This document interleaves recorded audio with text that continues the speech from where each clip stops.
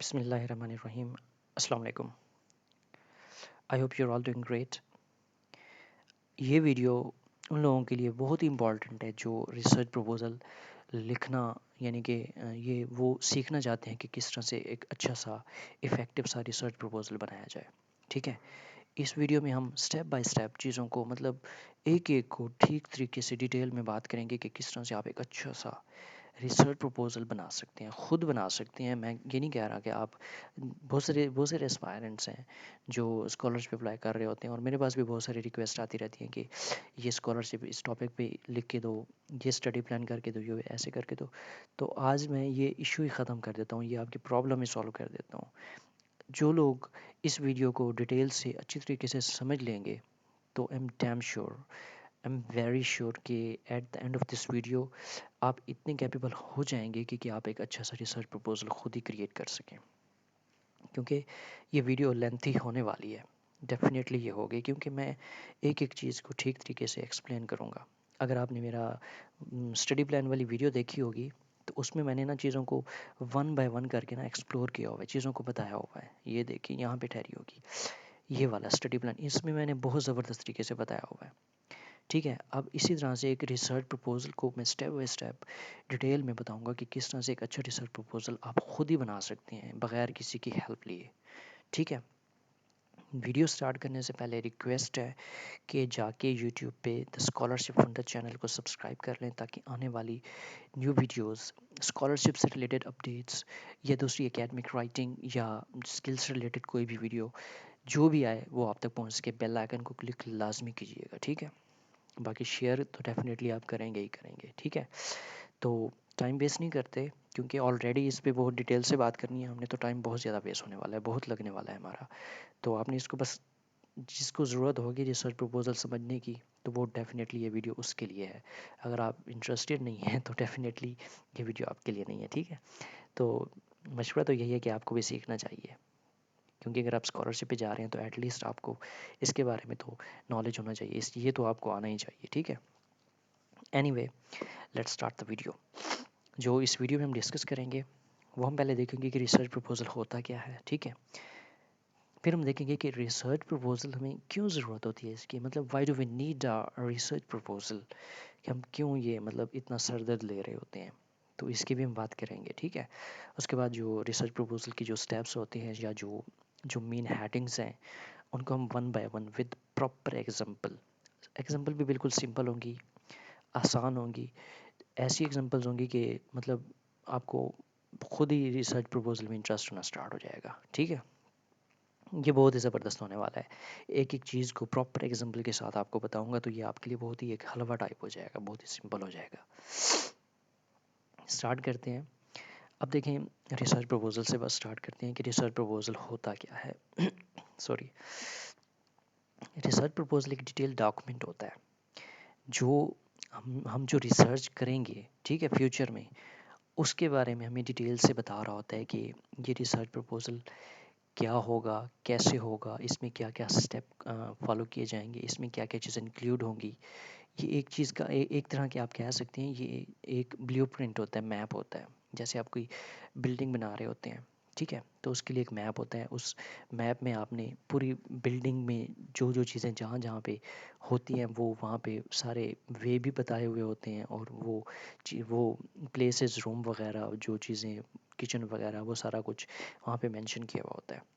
तो इस research proposal में भी हमने क्या करना है, जो हम रिसर्च करेंगे फ्यूचर में उसका हमने प्रपोज करना है कि किस तरह से करेंगे, किस टॉपिक पे करेंगे, उस सब के बारे में ये एक डिटेल डॉक्यूमेंट होता है। ठीक है, आप इस तरह से कह सकते हैं कि ये एक टाइप का प्रपोजल ही है कि मतलब जो हम फ्यूचर में कर रहे हैं उसके बारे में हम पहले एक पूरा एक प्लानिंग कर रहे होते हैं, पूरा एक डिटेल प्लान होता है हमारे पास। ठीक है, फ्यूचर में करने के लिए सपोज करें कि अगर आप फुल ब्राइट स्कॉलरशिप अप्लाई करना चाहते हैं या आप CSE स्कॉलरशिप अप्लाई करना चाहते हैं, तो वहाँ पे सपोज करें कि एक डॉक्यूमेंट रिक्वायर है कि आप इसको, अगर आपकी स्कॉलरशिप लग जाती है, यूनिवर्सिटी कहती है कि अगर आपकी स्कॉलरशिप लग जाती है तो आप हमारे मुल्क यानी चाइना या USA में आ जाएं। वहाँ पे आप रिसर्च प्रपोजल या रिसर्च करेंगे, उसके लिए हमें बताएं कि आप रिसर्च कैसे करेंगे, किस टॉपिक पे करेंगे। तो आपने क्या करना है कि फिर आपने प्रपोज करना है कि मैं जब वहाँ जाऊँगा तो इस टॉपिक पे रिसर्च करूँगा, ऐसे करूँगा, ये स्टेप स्टेप फॉलो करूँगा, उसके लिए मेरी ऑडियंस कौन सी होगी, टारगेट पॉपुलेशन क्या होगी, कौन सा मैं मेथड यूज़ करूँगा, ठीक है, और उस रिसर्च की अहमियत क्या होगी, इन सब को आपने प्रपोज करना होता है, ठीक है। ये एक रिसर्च प्रपोजल है। As per written definition, it outline the scope, सुन लें, it outlines the scope, objective, methodology, significant of a research project, providing a roadmap for conducting rigorous inquiry into a specific topic or problem. अब ये definition आपने देख लिया, अब मैं इसको तोड़ तोड़ के ना छोटी छोटी चीज़ों को, एक एक वर्ड को फिर आपको बताता हूँ, आपको समझ आ जाएगी। इट आउटलाइन द स्कोप, अब ये स्कोप क्या प्ला है? Scope, it defined the specific boundaries of the study, outlining what aspect will be investigated, target audience, social media platform, industry. Suppose करें हमारे पास एक टॉपिक है, कौन सा टॉपिक है? Customer engagement and social media marketing for small businesses, ठीक है। ये एक हमारा टॉपिक है जिस पे हम रिसर्च करना चाह रहे हैं। कौन सा टॉपिक है? Customer engagement and social media marketing for small businesses. इसके लिए हमारे पास हमारा स्कोप क्या होगा? स्कोप बेसिकली होता है हमारी एक किस्म की बाउंड्रीज, टेरिटरीज, जिसके अंदर रह के हमने काम करना होता है, ठीक है। अब इसके लिए क्या करना है हमने? स्कोप इसका क्या होगा? इसकी हमने बाउंड्रीज सेट करनी है कि हमारे मतलब जो टारगेट ऑडियंस ऑडियंस होंगी वो कौन सी होंगी, हमने इंडस्ट्री सेक्टर कौन कौन से लेने हैं, हमारे की वेरिएबल क्या क्या होंगे, ठीक है। हमने एक मतलब एक बाउंड्री टाइप सेट कर लेनी होती है। तो ये क्या कहता है कि इट क्या, the research proposal outline the scope, उसके बाद objectives, objectives, it outline the scope, objective, objective क्या होते हैं, यानी कि हमारा पर्पस स्टडी क्या क्या होगा। मतलब सपोज करें कि we are going to conduct the relationship between customer engagement and social media marketing. अब हमारा ऑब्जेक्टिव क्या है? हमने इसका रिलेशनशिप देखना है, ठीक है, इन दोनों का, कि एक चीज़ के एक चीज़ के मतलब स्प्रेड करने से या एक चीज़ के चेंज होने से दूसरे में क्या चेंज आएगा, ठीक है। हमने मतलब अपनी रिसर्च का ऑब्जेक्टिव बताना है, हमारा ऑब्जेक्टिव इसमें आ जाएगा। उसके बाद हमने मेथडोलॉजी, कौन से हमने मेथड्स यूज़ करने हैं अपनी रिसर्च को करने के लिए, यानी कि how research will be conducted to achieve its objective. जो हमने ऑब्जेक्टिव बनाया उसको अचीव करने के लिए मेथडोलॉजी यूज़ करनी है, ठीक है। या आपने कमेंट्स में पढ़ लेना है, इसको डिटेल से बताया हुआ है। मेथडोलॉजी में involve combination of qualitative quantitative research methods such as surveys, interviews, content analysis, social media। इसको मैं सिंपल वर्डिंग में बताता हूँ।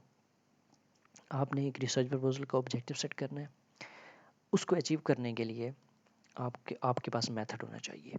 और ये मेथड कौन कौन से होते हैं कि सपोज़ कि आपने कस्टमर से अगर अगर कस्टमर की व्यूज़ लेने हैं, ओपिनियन लेने हैं, तो डेफिनेटली आपके पास कोई मेथड तो होगा ना, उनसे किस तरह से लेना है आपने। आप या तो एक क्वेश्चन या पेपर उनके पास लेके जाएंगे, उस पर उनसे टिक करवाएंगे ऑप्शंस देके, या आप जाके उनसे क्वेश्चन खुद ही करेंगे, क्वालिटेटिव मेथड चूज़ करेंगे, ठीक है। तो डिफरेंट टाइप के मेथड्स होते हैं, रिसर्च डिज़ाइंस होते हैं, जिसको आपने फॉलो करना होता है अपने ऑब्जेक्टिव को अचीव करने के लिए, ठीक है। It outline the scope, objective, methodology and significant of a research project. अब ये सिग्निफिकेंस क्या चीज़ है भैया? Significance of a research proposal lies in its ability to outline the importance and potential impact of the proposed study। जो आप study करना चाह रहे हो उसका अकेडमिया पे और जो आपके इर्द गिर्द जो वर्ल्ड है, आपके पेयर्स पे या जो आपकी दूसरे जो रिसर्चर हैं उन पे किस तरह से ये इम्पैक्ट करेगा, ऑफ कोर्स, ठीक है। ये कितना मतलब पॉजिटिवली कंट्रीब्यूट करेगा, किस तरह से लोगों के लिए ये एक बेनिफिशियल होगा, किस तरह से ये मतलब इसकी इम्पोर्टेंस क्या है आपके लिए या दूसरी चीज़ों के लिए, दूसरे आपके इर्द गिर्द इन्वायरमेंट के लिए या प्रोफेसर के लिए, एकेडमिया के लिए, ठीक है, या रिसर्चर के लिए या बिजनेस के लिए या कस्टमर के लिए। ये सिग्निफिकेंस होती है रिसर्च प्रोजेक्ट की। Providing a road map for conducting rigorous inquiry, ये किस्म का मतलब आपको एक रोड मैप बना के देता है, रोड मैप प्रोवाइड करता है एक अच्छी सी रिसर्च करने के लिए, ठीक है। एक रिसर्च प्रपोजल हो गया, मेरे ख्याल में इतना बहुत हो गया है इसका रिसर्च प्रपोजल। इट्स सिंपल है, डिटेल डॉक्यूमेंट समझ लें एक, बहुत ज़्यादा बता दिया मैंने, टाइम शायद वेस्ट ही कर दिया है। एनीवे, इसको थोड़ा स्पीड करते हैं, स्पीड पकड़ते हैं इस पे। एवरी वंडर, इसकी एग्जांपल देख लें आप। Ever wonder how groundbreaking, ever wonder how groundbreaking discoveries are made or how problems get resolved. That's where research comes. It's like being a detective, but instead of solving crimes, you're uncovering new knowledge. अब ये क्या कहना चाह रहा है कि मतलब मैं आपको सिंपल सी एग्जांपल देता हूँ। सपोज करें कि जब कोविड-19 आया था, या पोलियो की जो डिजीज़ थी, अब वो एग्जिस्ट कर रही होती अभी तक, अगर उस प्रॉब्लम को रिसर्च के ज़रिए प्रॉब्लम को आइडेंटिफाई ना किया गया और उसका सॉल्यूशन ना निकाला गया हो। रिसर्च भी ऐसे ही होती है, रिसर्च प्रपोजल भी ऐसे होता है। आपने कोई प्रॉब्लम आइडेंटिफाई करनी है, उस पे आपने रिसर्च करनी है और उस प्रॉब्लम को आइडेंटिफाई करना है, और उसके बाद उसका सॉल्यूशन आपने ऑफ़र करना है। सॉल्यूशन कैसे ऑफ़र करना है, उससे पहले आपने उसको इन्वेस्टिगेट करना है ठीक तरीके से, आपने एनालाइज करना है, मेथोडोलॉजी यूज़ करनी है, फिर आपने उसको एनालाइज करने के बाद आपने रिजल्ट्स प्रोवाइड करने हैं। ठीक है, ये इस तरह से ही है जैसे आप कोई एक डिटेक्टिव के रोल अदा कर रहे होते हैं और क्राइम्स को सॉल्व कर रहे होते हैं, लेकिन ये क्राइम को इसमें आपने सॉल्व नहीं करना, इसमें आपने अपने न्यू नॉलेज को ऐड करना है और रियल वर्ल्ड चैलेंजेस को आपने उनके सोल्यूशन आपने प्रोवाइड करने हैं। ठीक है, यहाँ पे एक एग्जांपल दी हुई है। सपोज करें हमारा जो रिसर्च प्रपोजल है वो इस पे है, enhancing customer engagement, a research proposal in investigating the impact of social media marketing strategies on small businesses. अब हमने सपोज करें कि जो सोशल मीडिया का इम्पैक्ट हमने किस पे देखना है, स्मॉल इंडस्ट्रीज़ या स्मॉल बिजनेसेस पे देखना है।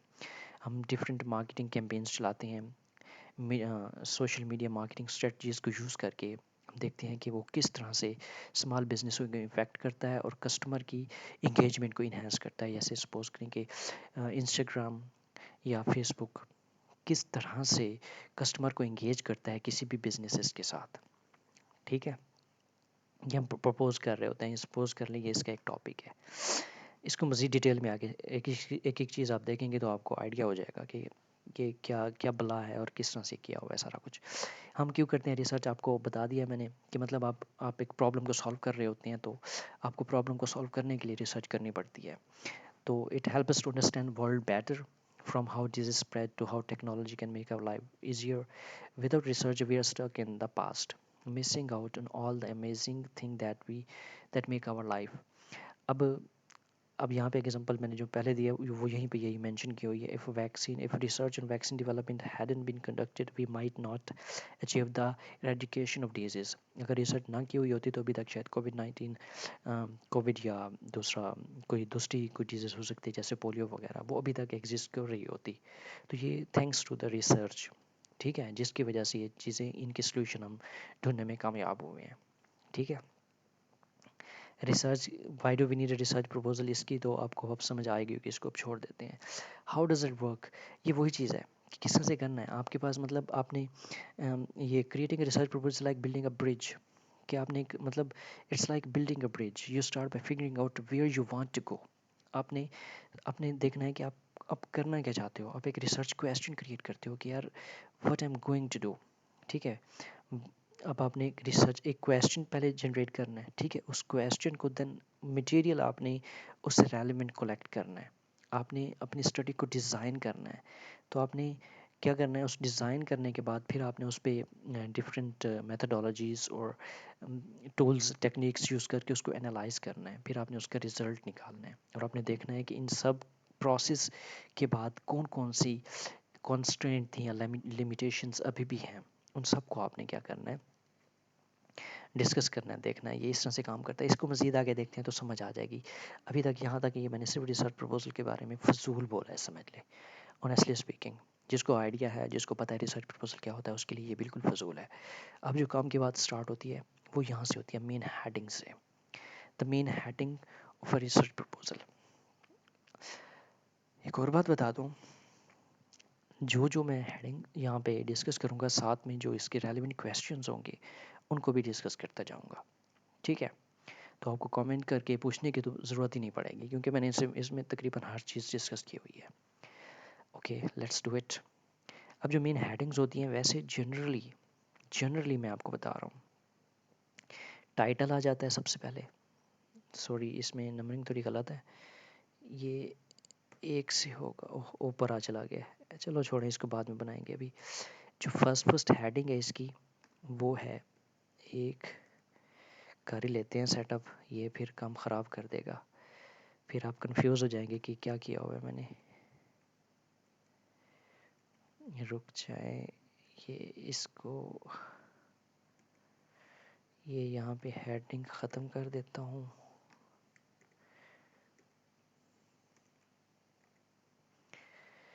ठीक है,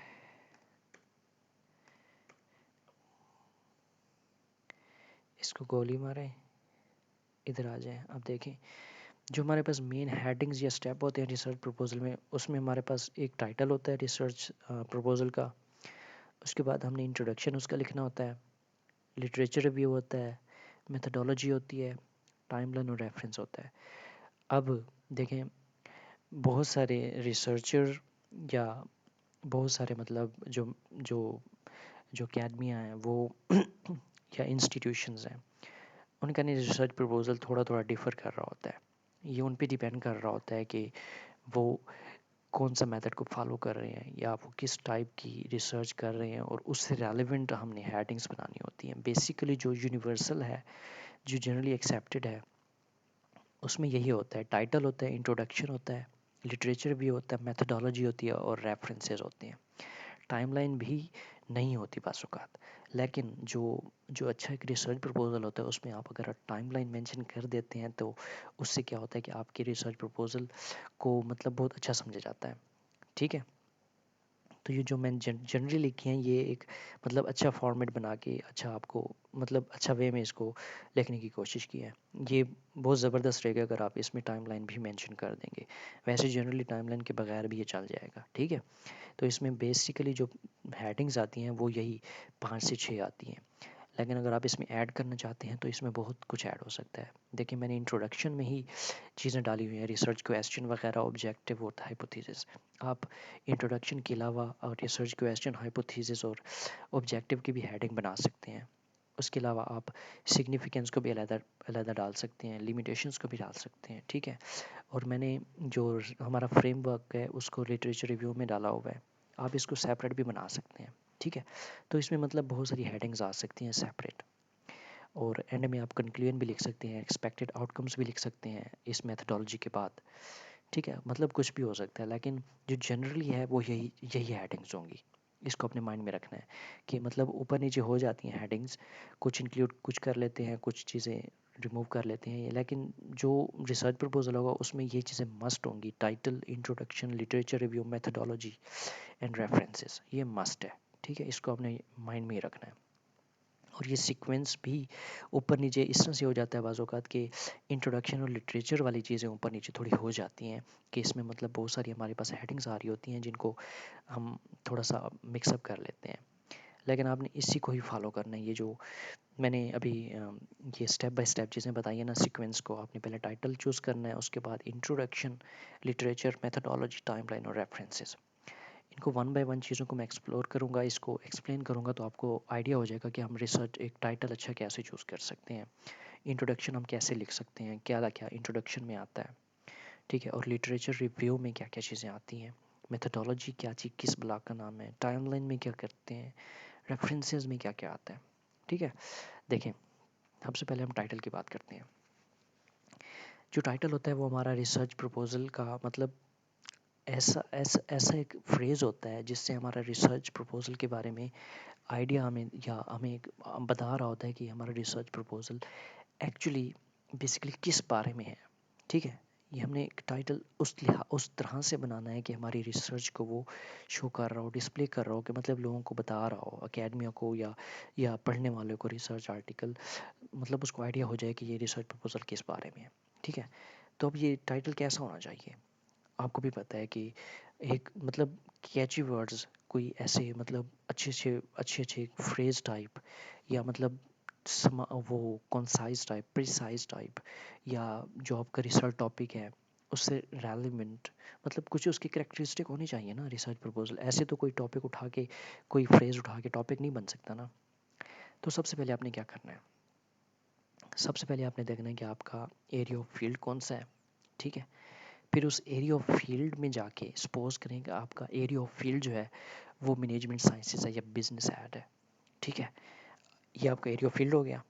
अब आपने देखना है कि उस एरिया ऑफ फील्ड में आपका सब्जेक्ट कौन सा है। सपोज करें बिजनेस ऐड में या मैनेजमेंट साइंसेज में आपका सब्जेक्ट है मार्केटिंग स्पेशलाइजेशन, ठीक है, ये मज़ीद नैरो डाउन हो गया।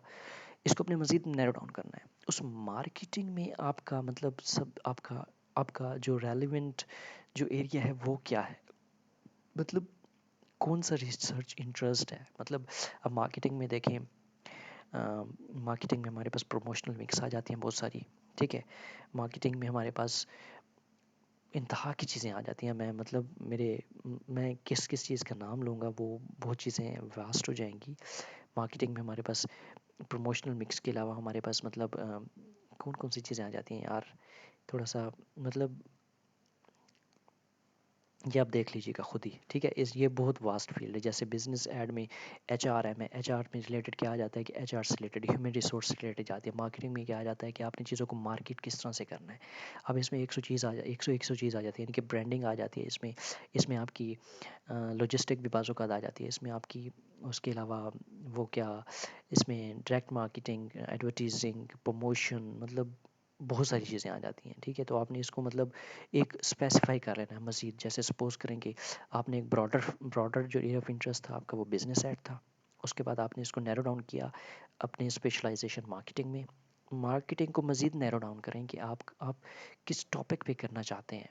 अभी टाइटल ना सोचें, अपना एक निच सोचें कि सपोज़ करें मार्केटिंग में मैं करना चाहता हूँ कस्टमर पे, कस्टमर का, और जो हमारे पास सोशल मीडिया स्ट्रेटजीज़ हैं, ये सोशल मीडिया प्लेटफॉर्म है, उन इन दोनों को मैं देखना चाहता हूँ कि किस तरह से सोशल मीडिया हमारी कस्टमर को अफेक्ट कर रहा है। देखिए, अब मैंने अपना जो टॉपिक है उसको मज़ीद नैरो डाउन कर लिया। अब जब मेरे माइंड में क्लियर हो गया कि मैं कस्टमर पे और सोशल मीडिया स्ट्रेटजीज़ पे या प्लेटफॉर्म पे रिसर्च करना चाहता हूँ, तो एक बात तो क्लियर होगी कि हमने इसी से रेलिवेंट जो है ना चीज़ें देखनी है कि मतलब हमारे पास कस्टमर तो आ गया है। अब हमने देखना है कि हमने कौन से कस्टमर, किस टाइप के कस्टमर को फॉलो करना है। जनरली करना है सारे कस्टमर, कोई भी जो जो सोशल मीडिया प्लेटफॉर्म को यूज़ कर रहा होता है, या हमने उसकी भी कैटेगरी बना लेनी है कि मतलब उस कस्टमर में हमारी वमेंस हो सकती हैं, किड्स हो सकते हैं, या मतलब मेल मेल हजरात हो सकते हैं, कुछ भी हो सकता है, ठीक है, अगर आप इसको मज़ीद नैरो डाउन करना चाहें तो। और दूसरी सोशल मीडिया स्ट्रेटजीज़ की बात करें तो इसमें भी हमारे पास सोशल मीडिया बहुत सारे प्लेटफॉर्म आ जाते हैं, तो उसको भी आपने मतलब इसको मज़ीद नैरो डाउन कर सकते हैं। लेकिन उस नैरो डाउन करने का मतलब यही होगा कि आप उसमें अपने वेरिएबल सेलेक्ट कर रहे होते हैं। देखें, हम कस्टमर पे डिजिटल मार्केटिंग का की चेंज या अफेक्ट देखना चाहते हैं, ठीक है, इम्पैक्ट। तो हमने देखना है कि वो स्ट्रेटजीज़ कौन कौन सी हैं जिसका हम कस्टमर पे देखें इफ़ेक्ट या इम्पैक्ट।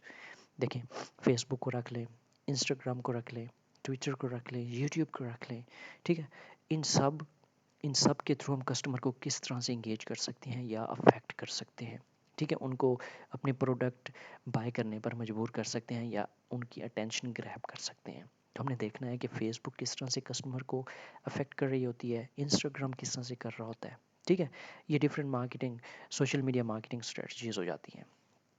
अब देखिए, मैंने टाइटल आपको किस तरह से बताया। आपने पहले सब्जेक्ट एरिया देखना है, उसको नैरो डाउन करके स्पेशलाइजेशन पे आना है, उसको मज़ीद नैरो डाउन करके आपने अपना रेलिवेंट जिस टॉपिक पे आप करना चाहते हैं, सपोज करें आप एआई पे रिसर्च करना चाहते हैं, तो आपने देखना है कि एआई का किस किस किस पे इफेक्ट देखना चाहते हैं या एआई का किसके साथ रिलेशन देखना चाहते हैं। मतलब एआई का आप बिजनेसेस पे देखना चाहते हैं तो वो स्मॉल है, मीडियम साइज़ है, ये मल्टीनेशनल है। ये आप देखना चाहते हैं कि एआई किस तरह से कस्टमर या जनरल पब्लिक को अफेक्ट कर रही है, ठीक है, तो आप उसको उस लिहाज से जनरलाइज या नैरो डाउन कर लें, तो इस तरह से आपका टॉपिक अच्छा हो जाएगा।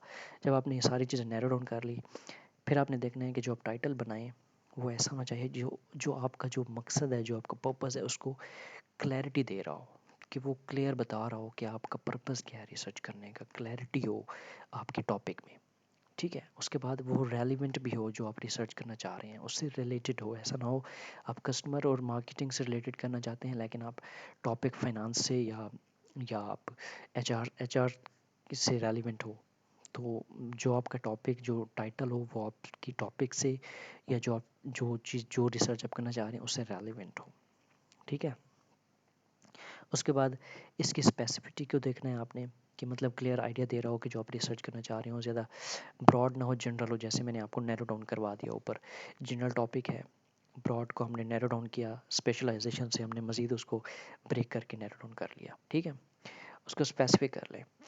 अब उसके कीवर्ड जो आपका टाइटल हो उसमें आप जो रिसर्च करना चाह रहे हैं उससे रेलिवेंट की हों, जैसे social media marketing strategies, customer engagement. ठीक है, कीवर्ड्स भी आ रहे हों उस टाइटल में। अब कॉन्साइजनेस, मतलब उसको कॉन्साइज होना चाहिए, मतलब बहुत ज़्यादा लंबा 5-7 लाइनों का ना बना लें उसको, ज़्यादा से ज़्यादा 1 लाइन या 2 में हो जाए। ठीक है, सेंटेंस से रिलेटेड, सेंटेंस कॉन्साइज हो, तो आपका टाइटल कॉन्साइज हो यानी कि अच्छा लगे। उसके बाद वो कंपेलिंग हो, मतलब अट्रैक्टिव हो, कैची सर कैची टाइप का आपका टाइटल हो कि मतलब जिसको देख के ही लोगों का या रिसर्चर का या पढ़ने वाला का इस रिसर्च आर्टिकल को पढ़ने का दिल करे। ठीक है। उसके बाद आ जाता है कि अलाइनमेंट विद ऑब्जेक्टिव, जो आपको ऑब्जेक्टिव हो उसको भी वो सेटिस्फाई कर रहा हो। ठीक है, अभी हमने ये तो बना लिया। अब इसकी स्टेप बाय स्टेप आपको एग्जांपल देता हूँ यहाँ पे। ये एग्जांपल यहाँ पे दी हुई है। अब आपने क्या करना है, आइडेंटिफाई रिसर्च एरिया। जैसे मैं कह रहा था ये वैसे किया हुआ है। देखिए, रिसर्च एरिया आपने पहले सबसे पहले आइडेंटिफाई करना है। सपोज बिजनेस साइड जैसे हमने कहा था, ये यहाँ पे लिखा हुआ है, let's say you are interested in exploring the impact of social media marketing on consumer behaviour. आप सोशल मीडिया मार्केटिंग का कंज्यूमर पे इम्पैक्ट देखना चाहते हैं। ठीक है, ये आपका रिसर्च एरिया हो जाता है। इसको आपने नैरो डाउन करना है, your focus. You decide to focus specifically on the influence of Instagram. अब आपने देखें सोशल मीडिया मार्केटिंग बहुत सारी टाइप है, आपने इसको नैरो डाउन करना है कि इंस्टाग्राम एडवर्टीजमेंट का परचेजिंग डिसीजन पे किस तरह से इम्पैक्ट है। और ये भी अपने ये भी इसको नैरो डाउन किया हुआ है अमंग यंग एडल्ट। उसने मतलब जनरल पब्लिक को नहीं कहा हुआ। अब एडल्ट उसके लिए ऑफ कोर्स कि हम एज लिमिट सेट कर सकते हैं कि 18 साल से अबव। ठीक है, या 18 साल से हम ऊपर से भी कर सकते हैं, 18 से 36 साल, 18 से 40 साल या 50 साल। ठीक है, तो हमने देखना है, इसको हमने नैरो डाउन कर लिया है। ठीक हो गया। फिर कंसिडर योर ऑडियंस।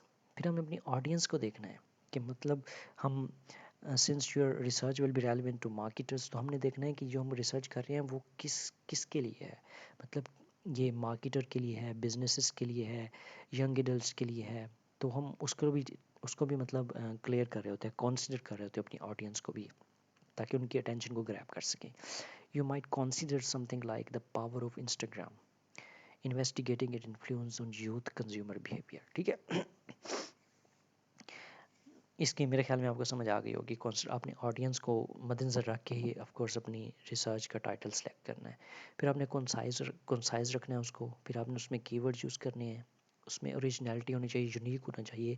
आपने जिस टॉपिक पे आप रिसर्च करना चाह रहे हैं, आपने जो टाइटल सोच लिया उसको जाके गूगल स्कॉलर पे, गूगल पे, उसके अलावा इमारल्ट या दूसरी जो रिसर्च आर्टिकल की साइट्स हैं उन पे जाके सर्च आउट करना है कि ये इस टॉपिक के ऊपर ऑलरेडी कोई रिसर्च हुई तो नहीं है ना। ठीक है, अगर हुई है तो आप अपना टॉपिक या टाइटल चेंज कर लें। आपका टाइटल यूनिक होना चाहिए कि उस टाइप उस जैसा कोई दूसरा आर्टिकल ना लिखा गया हो, या थोड़ी सी चेंज लाजमी उसमें लेके आए। ठीक है, उसको यूनिक होना चाहिए।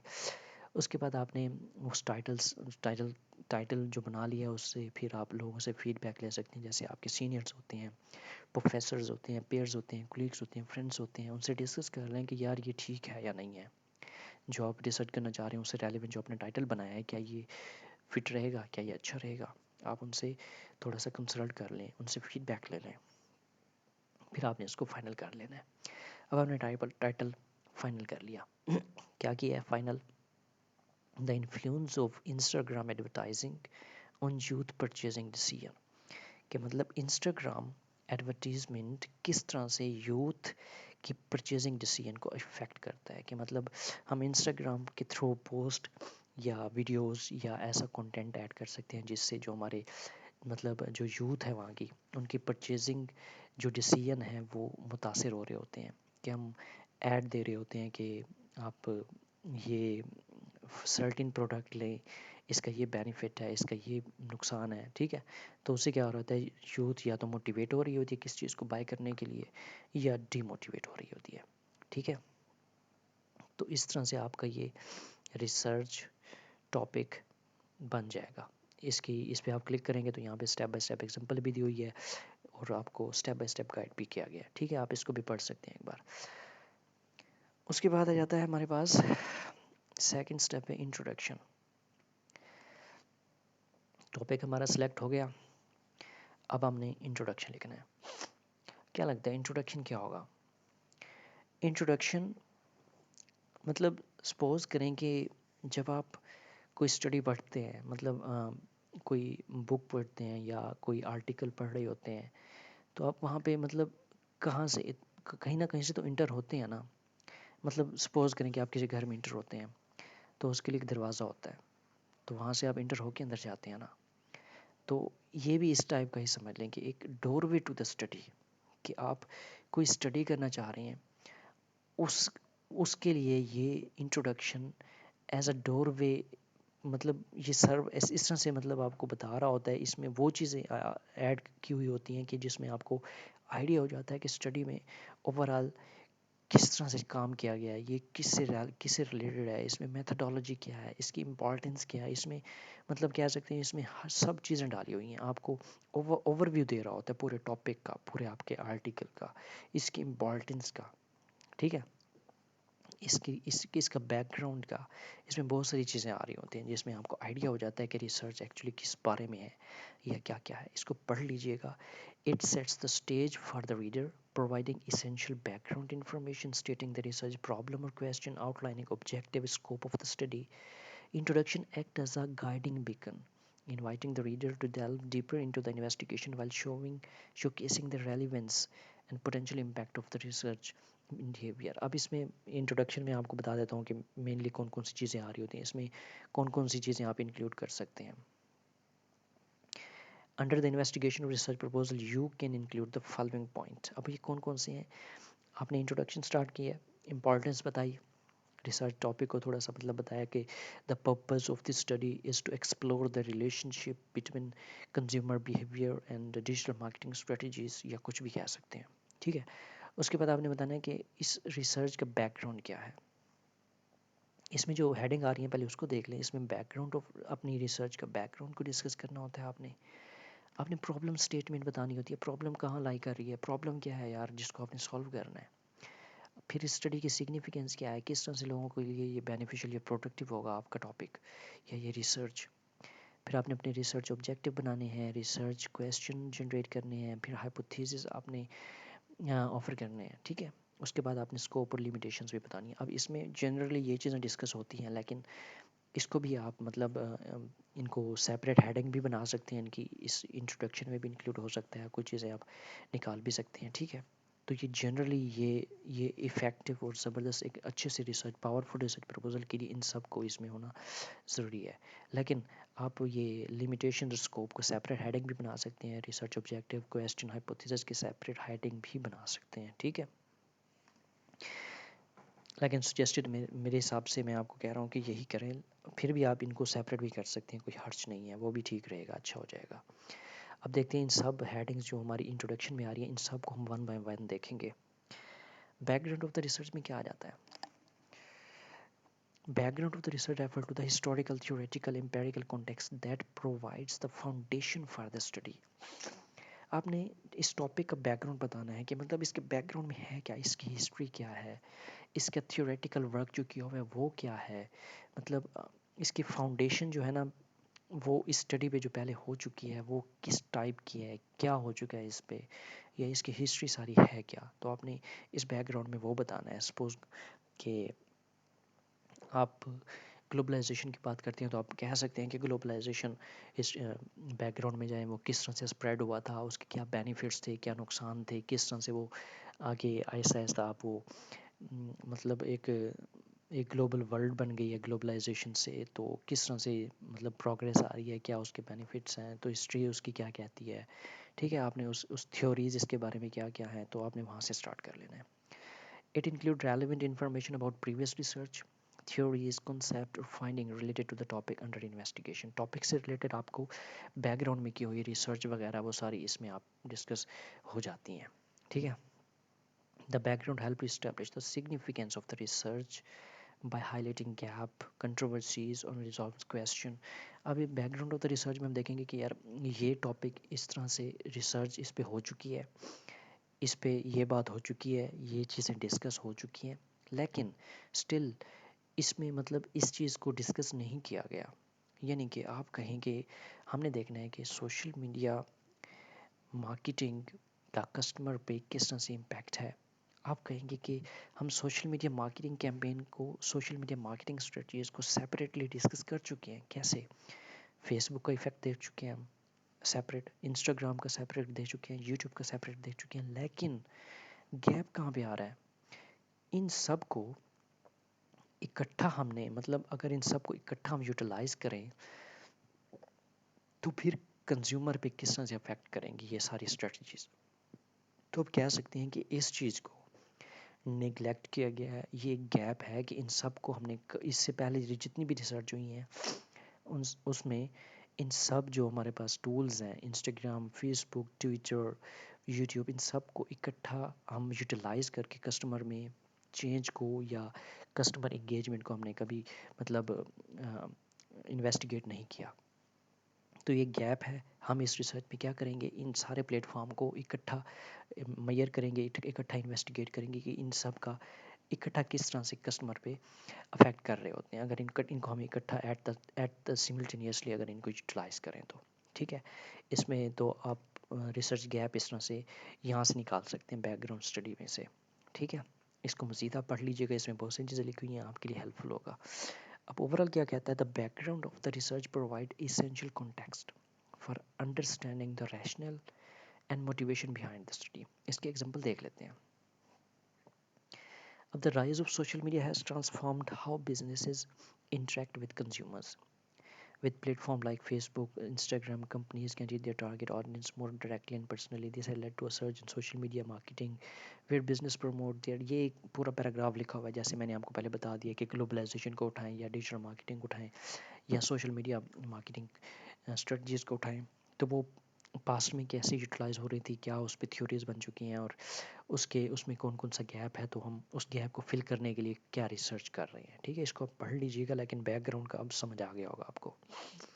जो हमारे पास सेकंड हेडिंग थी वो हमारे पास थी प्रॉब्लम स्टेटमेंट, ठीक है. तो प्रॉब्लम स्टेटमेंट में क्या करना है हमने, problem statement introduction of a research proposal identifies the specific topic और challenge that study aim to address. हमने देखना है कि हम जिस टॉपिक पे रिसर्च कर रहे हैं वो क्यों कर रहे हैं, वो हमने प्रॉब्लम स्टेटमेंट बतानी है कि हम इस प्रॉब्लम को सॉल्व करने के लिए ये रिसर्च कर रहे हैं, ठीक है.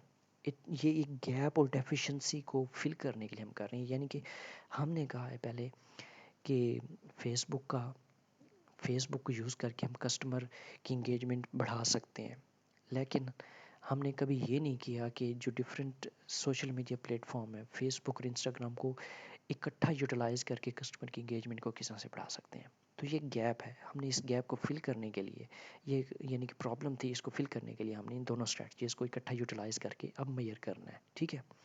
तो ये एक प्रॉब्लम स्टेटमेंट थी. तो अब ये प्रॉब्लम जैसे कोविड-19 था, अगर प्रैक्टिकली उनको देखा जाए उस लिहाज से, तो हमने देखा था कि किस तरह से मतलब क्या क्या प्रॉब्लम एग्जिस्ट कर रही थी, तो उसके लिए क्या किस तरह से साइंटिस्ट ने इन्वेस्टिगेट करके उसके लिए सोल्यूशन फाइंड आउट किया था, ठीक है. इसको आप पढ़ लीजिएगा तो आपको आइडिया हो जाएगा. स्पीड पे करते हैं, वीडियो बहुत ज़्यादा लेंथी हो जाएगी क्योंकि अभी तो कुछ भी डिस्कस नहीं किया हमने. इसके लिए एग्जांपल यहाँ पे दी हुई है, that despite the widespread adoption of social media marketing by businesses, there remains a lack of comprehensive understanding of the impact on consumer behavior. इसको पढ़ लीजिएगा, मैंने आपको एग्जांपल वैसे दे दी है, ठीक है. अब significance of the study. Significance of the study refer to the importance or relevance of the research in addressing a particular problem or contributing to existing knowledge in the field.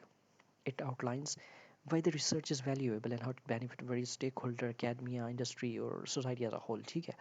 Significance of the study, जो हम research कर रहे हैं उसकी importance क्या है, वो किस तरह से एकेडमिया को या बिजनेसेस को, इंडस्ट्री को, कस्टमर को, सोसाइटी को किस तरह से इम्पैक्ट करेगी, ठीक है. हमने कोविड की जो मेडिसिन जो मतलब जो डिस्कवर की गई है या बनाई गई है, ठीक है, तो उस रिसर्च करने के बाद जो वो किस तरह से अफेक्ट कर रही है, या हम सपोज करें कि हम जो सोशल मीडिया मार्केटिंग कैंपेन्स हैं या स्ट्रेटजीज़ हैं उनको यूटिलाइज़ करते हैं, तो हमारा कस्टमर के साथ इंगेजमेंट इन्हेंस होती है। तो हमने जो इन्वेस्टिगेशन करनी है उसके जो रिजल्ट्स आएंगे वो किस तरह से बिजनेसेस को, कस्टमर को या एकेडमिया को बेनिफिट देंगे, ठीक है।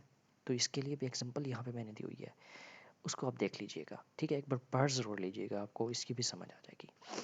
अब लेट्स टॉक अबाउट ऑब्जेक्टिव। ये हमने बात की थी यहाँ पे, सिग्निफिकेंस प्रॉब्लम की बात कर ली। अब हम research objective, research question, hypothesis को एक एक करके डिस्कस करेंगे। ऑब्जेक्टिव क्या होता है हमारा, हमने ये ऑब्जेक्टिव दो टाइप के बन सकते हैं बेसिकली। एक आप सब बना सकते हैं, तो मेन ऑब्जेक्टिव, और दूसरा आप सब ऑब्जेक्टिव। मेन ऑब्जेक्टिव में आपने एज अ होल पूरी स्टडी का ऑब्जेक्टिव बताना है, यानी कि the main objective of this study is to understand the relationship between social media strategies and consumer engagement, ठीक है। ये मेन ऑब्जेक्टिव हो जाता है। जो इसके सब ऑब्जेक्टिव हो जाएंगे, सपोज करें, तो वो आपने कह देना है कि the the purpose, yeah, the goal, the objective of the study is to understand the impact of Facebook on consumer engagement। दूसरा सब ऑब्जेक्टिव क्या बन सकता है, the goal of this study is to understand the impact of Instagram on consumer engagement, ठीक है। तो ये आप वेरिएबल के लिहाज से ऑब्जेक्टिव बना सकते हैं, ये डिपेंड कर रहा होता है। तो इसको भी आप देख लीजिएगा। इसका क्या होता है कि ये आपको क्लियर डायरेक्शन दे रहा होता है, क्या क्या कर रहा होता है, ये सब आपने पढ़ लेना है। इसकी भी एग्जांपल दी हुई है, क्लिक करेंगे, ये देखें, ये आपको सब कुछ बता देगा। मैंने वैसे आपको समझा दिया जनरली बोल के, आप इसको पढ़ लीजिएगा। ऑब्जेक्टिव हमारे किस टाइप के होते हैं, मेन भी बन सकता है, उसमें सब भी बन सकते हैं, यानी कि एक मेन हेडिंग जैसी होती है, फिर उसके नीचे सब हेडिंग आ जाती हैं, या एक मेन हेडिंग के थ्रू भी आप ऑब्जेक्टिव बना सकते हैं। इसके करैक्टरिस्टिक क्या होती हैं, स्पेसिफिसिटी होनी चाहिए, इसमें मेजरेबल होना चाहिए, रेलिवेंस होनी चाहिए, फिजिबिलिटी होनी चाहिए, अलाइनमेंट होनी चाहिए। इन सबको पढ़ लीजिएगा, सारी थ्योरी ही है, तो आपको आइडिया हो जाएगा। स्पेसिफिक क्या होना कि मतलब एक प्रिसाइज, क्लियर होना चाहिए, स्पेसिफिक होना चाहिए, फोकस्ड होना चाहिए, आपको समझ आ जाना चाहिए, ठीक है। ये मेजरेबल होना चाहिए, यानी कि ऐसा ना हो कि कुछ आप ऐसा लिख लें कि जिसको हम मेजर ही ना कर सकें, यानी कि मैयर की बात करें तो आप जनरल जैसे हाइपोथेसिस या ऑब्जेक्टिव बना रहे होते हैं कि हमने मैयर करना है कि हमने मतलब द इफ़ेक्ट ऑफ मेडिसिन, या यूँ कह सकते हैं कि द इफ़ेक्ट ऑफ, या किसी एब्स्ट्रैक्ट चीज़ की बात कर रहे होते हैं कि सपोज़ करें हम एक्सरसाइज कर रहे होते हैं, तो उससे क्या होता है कि वेट कम होगा हमारा, सपोज़ कर लें।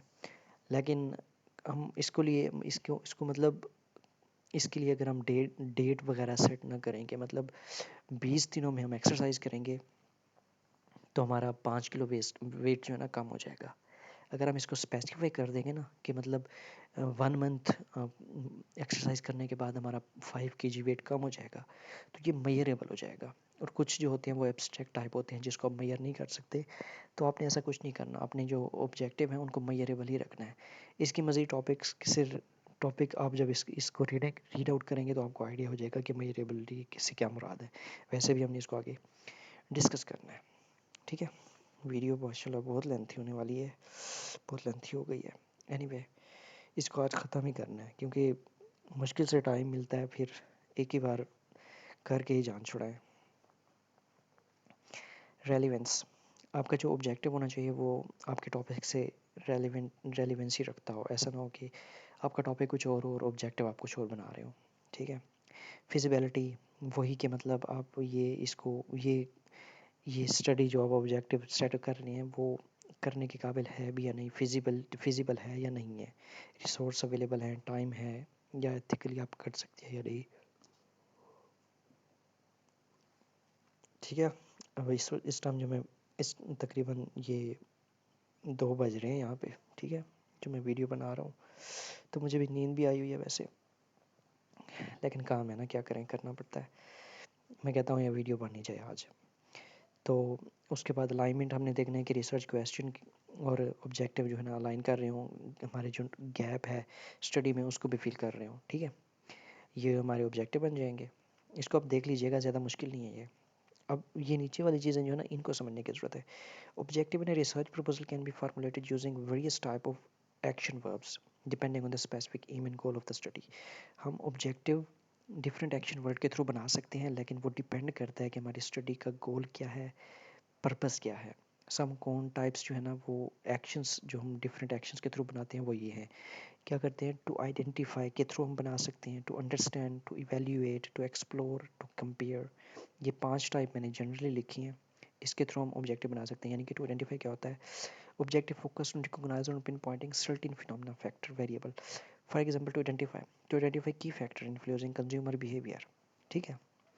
टू अंडरस्टैंड, इसमें क्या कर रहा होता है, फिनोमेना या किस चीज़ पे मतलब फैक्टर या वेरिएबल पे फोकस कर रहा होता है। ठीक है। और जो हमारे पास दूसरा है टू अंडरस्टैंड, ये क्या कर रहा होता है, ये हम उस वक्त यूज़ करते हैं जब हम किसी मैकेनिज्म या रिलेशन को अंडरस्टैंड कर रहे होते हैं। For example to understand the impact of social media marketing on consumer decision making. ठीक है। इसका इम्पैक्ट देख रहे होते हैं, इसका हम वो देख रहे होते हैं, रिलेशनशिप देख रहे होते हैं। To evaluate, objective focused on assessing the effectiveness performance. Evaluate का हमें आइडिया हो ही जाता है कि कोई परफॉर्मेंस या इफेक्टिवनेस को मेजर कर रहा होता है। तो इसके एग्जांपल क्या हो जाते हैं, to evaluate the effectiveness of different social media marketing strategies in improving brand awareness. ठीक है। तो ये डिपेंड कर रहा था कि हमारी स्टडी किस टाइप की है, फोकस कर रही है, रिलेशनशिप बता रही है, कोई परफॉर्मेंस को मेजर कर रही है, तो चीज़ों को एक्सप्लोर कर रही है, उसके अलावा कंपेयर कर रही है। जिस टाइप की हमारी स्टडी होगी उसी टाइप का हमने ऑब्जेक्टिव यहाँ से एक्शन वर्ड वैसे ही यूज़ करने हैं। ठीक है। ये अब आपकी स्टडी पे डिपेंड कर रहा होता है कि किस टाइप के आप एक्शन वर्ड यूज़ करके अपने ऑब्जेक्टिव बना सकते हैं। ओके। अब मैंने एक और भी ऊपर किया हुआ है, एक एफएक्यू क्वेश्चन का आंसर किया हुआ था यहाँ पे। ये ये देखें, अब यहाँ पे ना लोगों के क्वेश्चन होते हैं, सॉरी मैं थोड़ा पीछे आ गया, दोबारा इसको बता रहा हूँ, फिर आगे चल के बात करते हैं। मेन हेडिंग से रिलेटेड कोई क्वेश्चन थे। Is it necessary that sequence of heading in research proposal must be followed और can be written in any sequence. अब क्वेश्चन आता है कि इसका जो हमने हेडिंग दिया है ये एक ही सीक्वेंस में होनी चाहिए। वैसे मैं इसका पहले भी आंसर कर चुका हूँ, इसको आप देख लीजिएगा। इसमें बहुत सारे क्वेश्चन लिखे हुए हैं, इसको आप देख लीजिएगा। What are research question, where are research question, hypothesis and objectives usually included in proposal. तो यहाँ पे बताया हुआ है कि research question, hypothesis, objective are typically included in introduction और methodology section of research proposal. Introduction, main research question aim to address providing. अब ये क्यों दिया गया इसको भी आप देख लीजिएगा, पहले मैं इसको बता चुका हूँ। क्वेश्चन इसको आप देख लीजिएगा, जो जो आपको इशू आ रहा है यहाँ पे वो आंसर किए गए हैं। आर देयर एनी वेरिएशन और एडिशनल हेडिंग में भी included in the research proposal depending on the field of study. हाँ, जैसे मैंने कहा कि डिफरेंट आप इसमें हेडिंग और भी ऐड कर सकते हैं। अब हम वापस इस पे आते हैं, ऑब्जेक्टिव की बात कर रहे थे, इससे रेलिवेंट एक और क्वेश्चन बना हुआ है, how many research question objective hypothesis we can make. देखें, अब स्टडी हमारे पास है तो क्वेश्चन तो डेफिनेटली जनरेट होता है कि हम कितने ऑब्जेक्टिव बनाएं, कितने रिसर्च क्वेश्चन बनाएं, कितने हाइपोथेसिस बनाएं। ठीक है। तो अब इसका आंसर क्या करता है, ये कहते हैं number of object research question object hypothesis in a research proposal can vary depending on the complexity of the study and specific aim of the research. वो डिपेंड कर रहा होता है आपकी स्टडी कितनी कॉम्प्लेक्स है, कितने आपके वेरिएबल हैं, तो उस लिहाज से बन रहे होते हैं। वैसे जनरली जो बात की जाए वो कहता है it is common to have multiple research question typically ranging from 2 to 5। Research question कहते हैं 2 to 5 हो सकते हैं, मल्टीपल। ठीक है। और जो each addressing different aspect of the topic, तो मतलब हमारे पास जो 2-3 वेरिएबल हैं उससे रेलिवेंट हम बना सकते हैं। यानी कि मैंने कहा था कि the impact of social media marketing strategies on consumer behaviour, ये एक हमारा एक मेन टॉपिक था। उसके नीचे हम सब टॉपिक बना सकते हैं। अब वो सोशल मीडिया मार्केटिंग जो हमने कहा है ना, the effect of social media marketing strategies, अब हमने नीचे सब में बताना है कौन कौन सी स्ट्रेटजीज हैं। हमने देखना है कि Facebook, the impact of Facebook on consumer behaviour, the impact of Instagram, the impact of Twitter. ठीक है। तो वो हमारे सब हेडिंग्स, सब ऑब्जेक्टिव बन सकते हैं। उसके बाद वो कहता है कि similarly there are multiple objective. उसके बाद क्या कहता है कि हाइपोथेसिस, रिसर्च क्वेश्चन भी हमारा मल्टीपल बन सकते हैं, हाइपोथेसिस भी बन सकते हैं, लेकिन रिसर्च क्वेश्चन आप कम रखें तो स्टडी उतनी बेटर होती है। लेकिन ये आपकी स्टडी पे डिपेंड कर रहा होता है कि कितनी आपकी कॉम्प्लेक्स है, कितने इसमें वेरिएबल हैं, कितने इसमें मीडिएटर है, या क्या क्या चीज़ें हैं। ठीक है। हाइपोथेसिस तो आपके वैसे भी जो जो चीज़ें आप मेजर कर रहे होते हैं, वो हाइपोथेसिस आप जितने चाहे बना सकते हैं। ठीक है। वो आप पे है। वैसे तो आपने कि जितने वेरिएबल हैं उतने ही हाइपोथेसिस बनते हैं, लेकिन अगर आप इसमें जितनी स्टडी को बड़ा करना चाहें, जितने हाइपोथेसिस बनाना चाहें, जितने मेजर करना चाहें, वो आप कर सकते हैं। यानी कि हाइपोथेसिस की आगे एग्जांपल दूंगा, अभी यहाँ पे नहीं देता। ठीक है, अब ये हमारे पास ऑब्जेक्टिव हो गए। रिसर्च क्वेश्चन, रिसर्च क्वेश्चन की बात करते हैं। इसमें हमने बताना है कि हमारे पास क्या सवाल है जिसका हम आंसर ढूंढ रहे हैं। ठीक है, टॉपिक और इन्वेस्टिगेशन जो कर रहे हैं ये उस पर फोकस कर रहा होता है कि the main question that the research aims to answer and provide direction of the study. इसकी एग्जांपल क्या दी हुई है, how does the use of social media marketing strategies influence consumer behaviour decision in the fashion industry. ठीक है, तो हमने देखना है कि how social media marketing strategies affect consumer behaviour. ये क्वेश्चन है जिसका हमने आंसर करना है स्टडी में। तो हमारी रिसर्च क्वेश्चन भी एक मेन रिसर्च क्वेश्चन बन सकता है और सब रिसर्च क्वेश्चन भी बन सकता है। ठीक है, अब मेन क्या बनता है, the how social media marketing strategies affect consumer behaviour, ये मेन रिसर्च क्वेश्चन हो जाता है। जो इसका सब रिसर्च क्वेश्चन होगा वो क्या बनेगा, जो डिफरेंट मार्केटिंग स्ट्रेटजीज है उनका हमने रिसर्च क्वेश्चन बना देते हैं। जैसे how Facebook affect social media या कंज्यूमर बिहेवियर। ठीक है, इस तरह से how Instagram effect consumer behaviour, ये हमारा सब रिसर्च क्वेश्चन बन जाएगा। अब ये क्या कहता है कि इसके भी टाइप्स हो सकती हैं, यानी कि रिसर्च क्वेश्चन डिस्क्रिप्टिव होता है, यानी कि किस चीज़ को डिस्क्राइब कर रहा होता है। इसकी एग्जांपल दी हुई है, what are the demographic characteristic of social media user in the age of 18 to 24। ये एक डिस्क्राइब करना है कि व्हाट आर द कैरेक्टरिस्टिक। ये भी हमारा मतलब जिस तरह से हमने कहा है कि ऑब्जेक्टिव डिफरेंट टाइप के हो सकते हैं, एक्शन वर्ड के साथ स्टार्ट कर सकते हैं, तो रिसर्च क्वेश्चन भी हमारे डिफरेंट टाइप के होते हैं डिपेंडिंग ऑन द स्टडी। हम डिस्क्रिप्शन बेस्ड स्टडी है तो हम बनाएंगे what are the demographic characteristic, यानी कि डिस्क्राइब करने वाले क्वेश्चन बनेंगे। दूसरा कंपैरेटिव रिसर्च क्वेश्चन भी बन सकते हैं, यानी कि दो चीज़ों का कंपैरिजन कर रहे होते हैं। कैसे, how does the effectiveness of traditional marketing advertising compare to social media marketing in promoting brand awareness, दो चीज़ों को कंपेयर कर रहे होते हैं। कोरिलेशनल में हम रिलेशनशिप देख रहे होते हैं, is there a correlation between frequency of social media usage and level of self-esteem among adolescents। ठीक है, तो इसमें हम रिलेशन देख रहे होते हैं, कोरिलेशन रिलेशनशिप। और उसके बाद डिस्क्रिप्टिव देखा है हमने, कोरिलेशन देखा है, फिर हम कंपैरेटिव भी देखा है, अब एक्सप्लेनेटरी, हम चीज़ों को एक्सप्लेन कर रहे होते हैं। ठीक, seek to understand the reason behind a phenomena, explain करना है हमने एक्सप्लेनेटरी, यानी कि what factor contribute to success. ठीक है, ये आप क्वेश्चन देख लीजिएगा और इसके टाइप भी देख लीजिएगा। प्रिडिक्टिव में हम प्रिडिक्शन कर रहे होते हैं, आउटकम्स के बारे में बात कर रहे होते हैं। ये इसके 4-5 रिसर्च क्वेश्चन के टाइप हैं जो हमारी स्टडी की नेचर होगी उस लिहाज से ये बनेंगे। अब यहाँ पे ये कहता है each type of research question serve as a specific purpose and requires different approaches to investigation and analysis.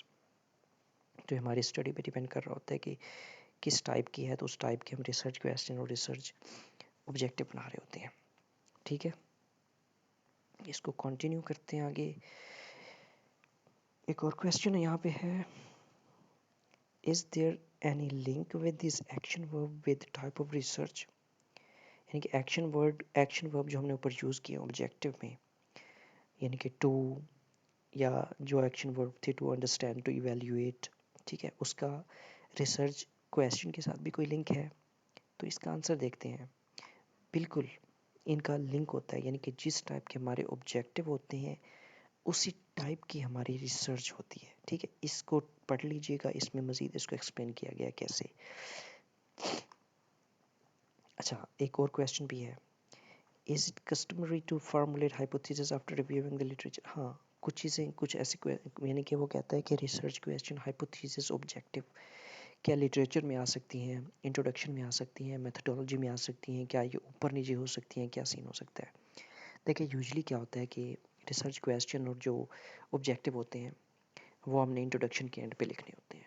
ठीक है, जो हाइपोथेसिस हैं वो यहाँ पे भी लिख सकते हैं और हम इसको लिटरेचर में भी लिख सकते हैं और मेथडोलॉजी में भी बाज़ औक़ात लिख सकते हैं। ठीक है, हाइपोथेसिस को, तो ये डिपेंड कर रहा होता है। एक तो इंस्टीट्यूशंस खुद क्या किस तरह से चाह रहे होता है, जो मतलब एक स्पेसिफिक सर्टेन टाइप का इंस्टीट्यूशन होता है वो किस तरह से इसको मतलब एक्सेप्ट करता है, या जनरली जो है वो यही होता है कि आप इसको इंट्रोडक्शन में लिखें इन सबको, या इसको मेथडोलॉजी या लिटरेचर के एंड में जाके लिख लें, ठीक है, या मेथडोलॉजी से पहले। तो जो जनरली जो मैं आपको सजेस्ट करूँगा वो ये है कि इंट्रोडक्शन के एंड पे आप रिसर्च और क्वेश्चन और ऑब्जेक्टिव, फिर मेथडोलॉजी के एंड पे जाके आप इसके हाइपोथेसिस लिखते हैं, ठीक है। अब तीसरे नंबर पे हमारे पास हाइपोथेसिस है। अब हम कर क्या रहे हैं इसको देख लें कि हमने यहाँ पे बात की इन सब की। ये देखिए इंट्रोडक्शन में ही हम बात कर रहे थे। इंट्रोडक्शन में हमारे पास कुछ हेडिंग्स थी, रिसर्च ऑब्जेक्टिव, रिसर्च क्वेश्चन, हमने ये इन दो को डिस्कस कर लिया। तीसरी के बाद ये हाइपोथेसिस। हाइपोथेसिस क्या है? हाइपोथेसिस यानी कि आपने चीज़ों को प्रिडिक्ट करना है कि मतलब हाइपोथेसिस मतलब आपने फ्यूचर इनको बताना है कि मतलब एक किस्म का आपने चीज़ों को प्रिडिक्ट कर रहे होते हैं। किस तरह से कर रहे हैं, तो इसके एग्जांपल की बात करते हैं, देखते हैं इसको।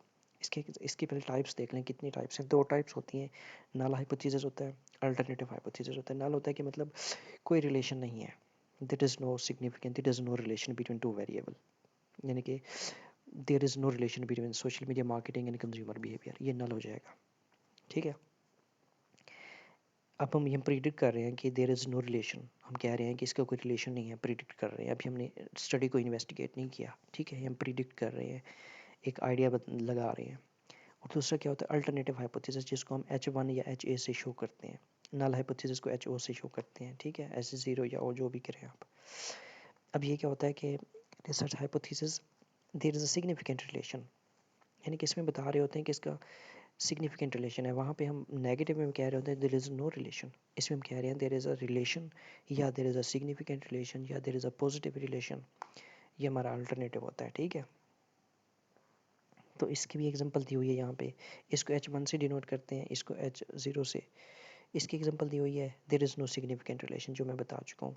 इसके लिए क्या दी हुई है, there is a significant relation, या social media marketing initiative have a significant impact of influencing customer purchasing decision, ठीक है।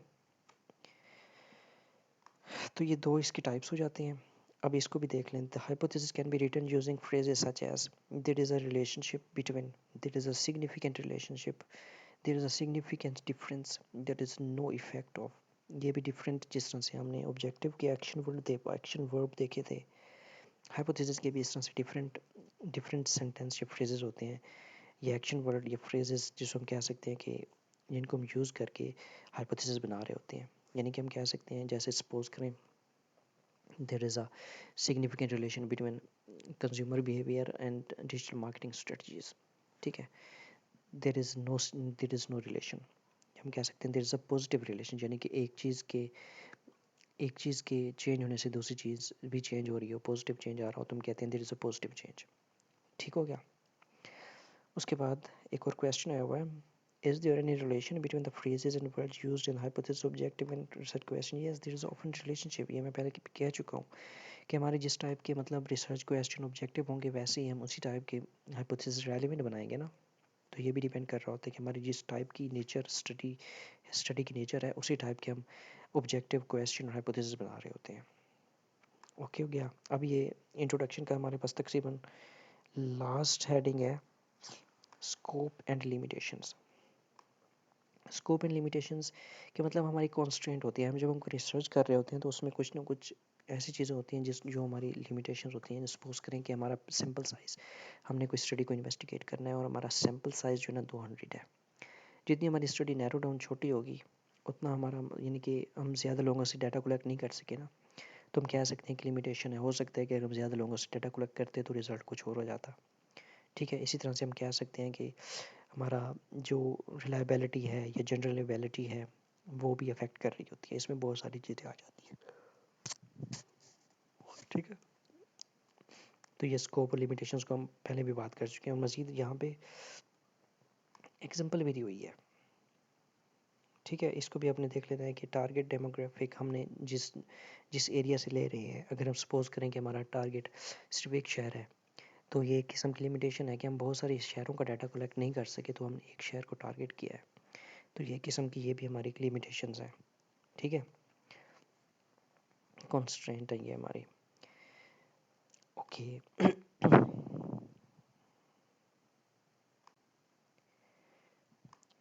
लिटरेचर रिव्यू, इसकी बात करें तो ये कहाँ पे लाई कर रहा है। ये दोबारा हम मेन हेडिंग्स पे आते हैं। हमारे पास कौन कौन सी हेडिंग थी? टाइटल था, इंट्रोडक्शन था। हमने इन 2 हेडिंग्स को हमने डिस्कस कर लिया है। थर्ड नंबर पे हमारे पास आ जाता है literature review. Sorry.